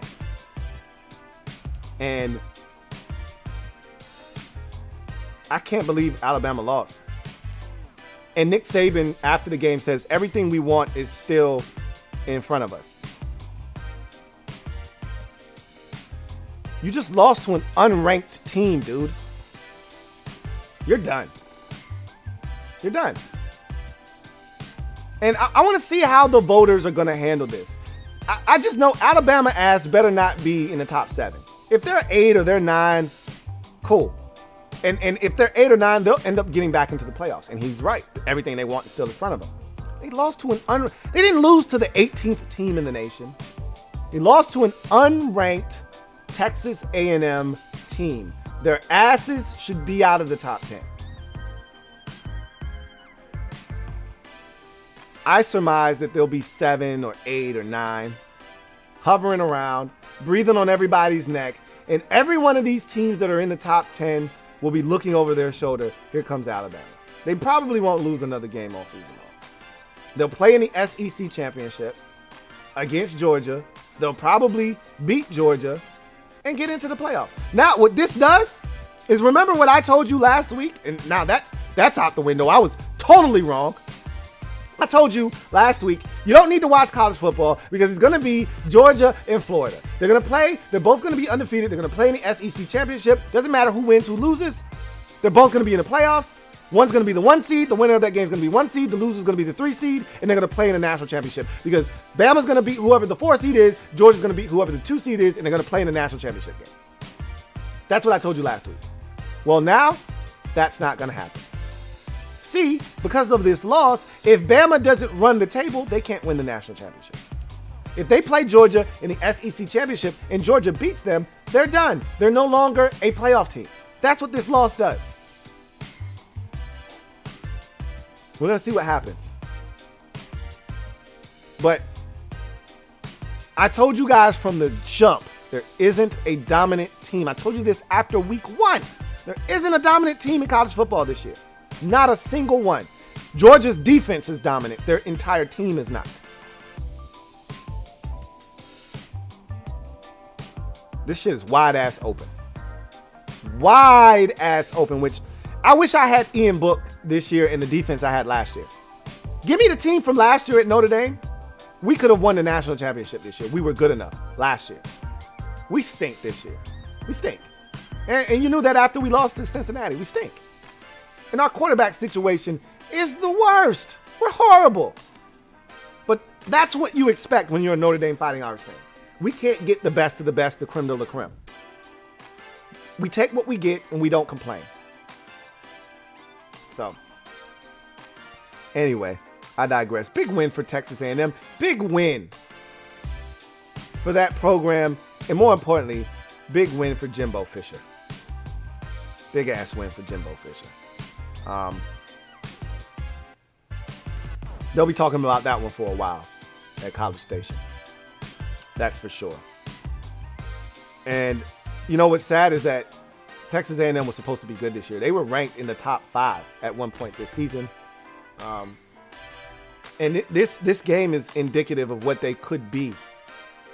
They're just inconsistent as hell. And they've dealt with injuries and things of that nature. But I said all of that to say this. This goes all the way back to what I initially said, which is there's no dominant team in college football. And let's get to the super chats. There's no dominant team in college football. And that was proof of it there. That was proof of it there. And we see a top 5 team lose just about every week. Oregon lost 2 weeks ago. Bama loses this week. Penn State lost, but they were playing number 3. You know what I'm saying? Like, you can excuse that. That was 3 against 4. So, you know, you could see what's happening there. Somebody had to lose. But I wouldn't be shocked if we see another top 5 team lose next week. And Georgia could be beaten, but I just don't think that defense is going to allow them to lose to anybody, not named Alabama. So, I can't see Georgia losing. But then again, I couldn't see Bama losing either. And they did. But I want to talk about this fight real quick. And then I'm going to get these super chats and then we're going to get out of here. So,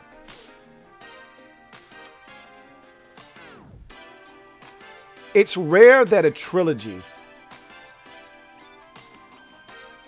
lives up to the hype It's rare that the third fight of a trilogy is the best fight of the trilogy. It never, ever happens.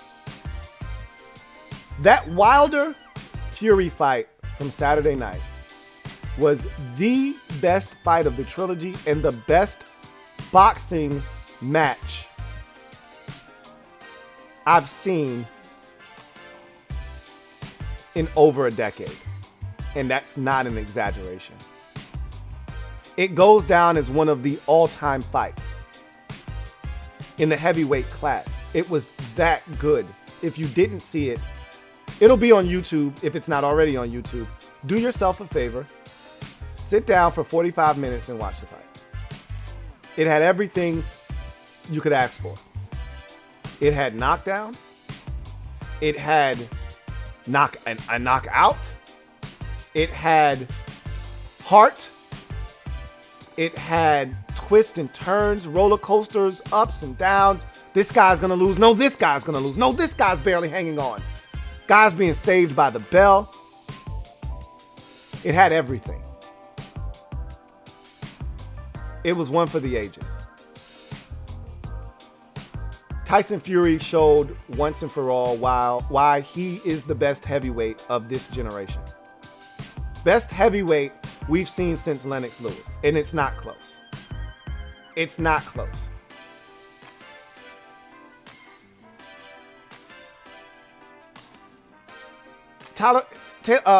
Tyson Fury doesn't have to fight another fight if he doesn't want to in his career. He doesn't have anything left to prove, and the heavyweight division doesn't have anything to offer him. The only thing left out there for him to do, really, if he really wants to go down in heavyweight infamy, is to unify the belts and become the first undisputed champion of the heavyweight class since Lennox Lewis in 1999. And he's going to have to wait for the winner of Usyk and what's the old glass chin's name from England who's scared to fight everybody? Anthony Johnson. What is it? Anthony Joshua, excuse me. 2 first names. That's why I don't trust his ass. Anthony Joshua. Scared bitch ass. Hopefully Usyk beats him again and we get Usyk, Fury, and Fury can beat Usyk, unify the belts, and then he can ride off into the sunset. But these heavyweights don't have anything for him. He's deceptively strong and sneaky strong with power. He has too much movement skills. He's too skilled. He can box. He can get in and out. He's big. He's got reach. And he's got sneaky power, as I just mentioned. And what he proved to me in these 3 fights, really, with Wilder, is that he's got a chin and he's got a heart. Because he could have lost in this fight, and he could have lost in the first fight. Because he was knocked down. And not many guys, just like when it came to fighting Tyson. That's why he lost to Buster Douglas. Not many guys got up when they tasted Tyson's power. When Tyson hit Buster Douglas with that uppercut, you don't get up from that uppercut, but Buster Douglas did. And that's when Tyson had lost that fight. And the same thing with Deontay Wilder. When he hits you with that right hand, you don't get up. Fury did. And because he got up like he did in the first fight, he got up twice in this fight in the 4th round, Wilder couldn't get him out of there.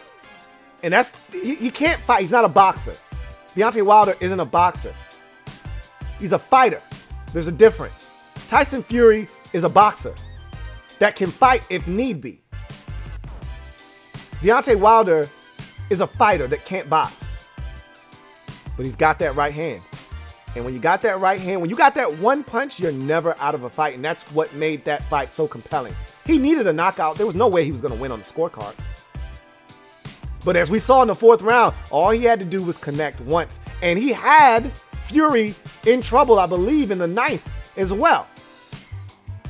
And every time you thought the fight was over, like after the 2nd round, like, okay, this shit's over. Wilder's getting his ass busted. This is going to be quick, just like the 2nd fight. He comes back and he floors, it might have been the 3rd. He floors Fury twice, and Fury looks like he's in La La Land, and the bell saves him. If that round had 10 more seconds, he would have lost that fight. Same thing could have been said for, I believe it was the second or third round when Fury knocked down Wilder for the first time. Wilder was done. The round saved him. I think it saved him again in like the 7th. He didn't look like he had anything left. He looked like he was out on his feet. And then here comes a rally in the 9th. It was amazing, riveting stuff. But the end result is this. Deontay Wilder can't beat Tyson Fury. Deontay Wilder can't be heavyweight champion.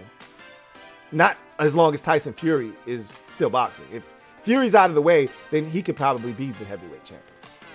But he'll never reach the apex of the sport. This was his shot.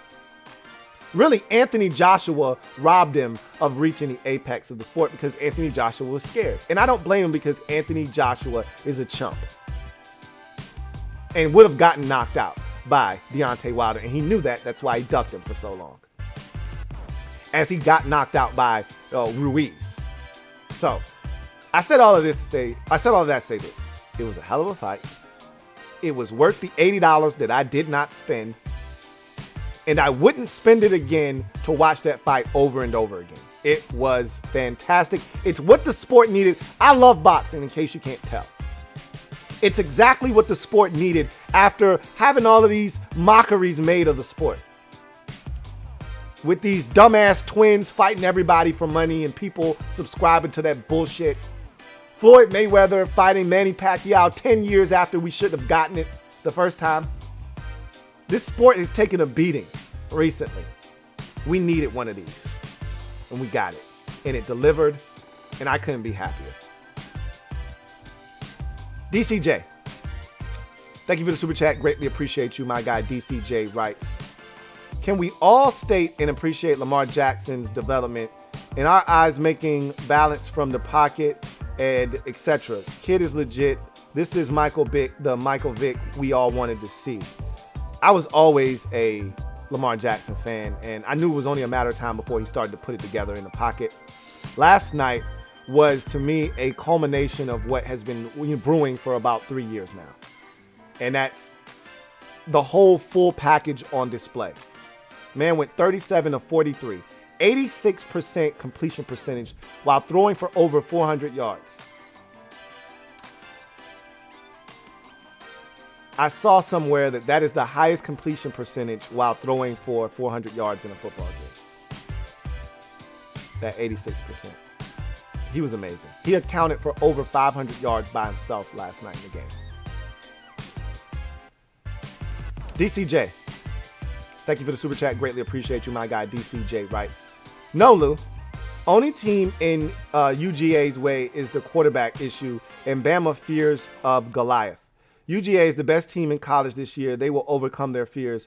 Is the question only A/B? I'm telling you right now, if their quarterback situation, that's the only way they lose. I talked about this already. If their offense can't figure it out at quarterback, that'll be the way they lose. But their defense is legit. They can beat anybody in the nation. I haven't seen a defense this dominant probably since that Bama defense in like maybe 17. When Bama was just killing everybody and you really couldn't score on them. I think they shut out LSU that year in Death Valley, I think. LSU didn't have any quarterbacks then either, but they were dominant. I don't think I've seen a defense this dominant since like one of those, Nick Saban teams of like 17 or 18, one of those teams. It's ridiculous how good they are. Captain Spartan. 04, thank you for the super chat. Greatly appreciate you. My guy Captain writes, you trying to skip your Notre Dame struggle? No, we stink. I don't need to waste time on Notre Dame. I told you that last week when we lost to Cincinnati. I wasn't impressed with Desmond Ridder. We had no business losing that game to Cincinnati. But we did because our quarterback situation is awful. And I went on a nice little 5-minute diatribe about how we'll never get the kind of recruits that we need to put us over the top. Lou Holtz isn't walking through that door again. Tyrone Willingham isn't walking through that door. And Notre Dame Fighting Irish fans can laugh about Tyrone Willingham's record and this. He got players, though. He got players. I remember when we got Charlie Weiss, and Charlie Weiss won that first year, I laughed at everybody that thought this was Charlie Weiss's doing, and oh my God, Charlie Weiss is going to be the second coming of Lou Holtz. I'm like, he's winning with Ty Willingham's players. Wait till he has to recruit. And you saw what happened. We went back to being shit again. Brian Kelly, he's mediocre, but he's the best we can do. He's the best. He's the most winningest all-time coach in Notre Dame history, but he's far from the best coach in Notre Dame history. He'll never win a national championship. Never. I'm not a Brian Kelly fan, as you can tell, but whatever.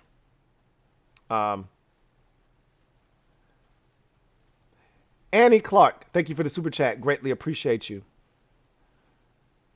Annie writes, I'm a Saints fan, but I love your commentary. Thank you, Annie. I really appreciate that. That's the point, is that while I am a Washington fan, I'm a fan of the NFL, and I say that all the time. Like, I love all of these teams and watching them play. I just happen to be a fan of the Washington football team. So this is a space for everybody to come and enjoy. At least that's the hope. That's the intent.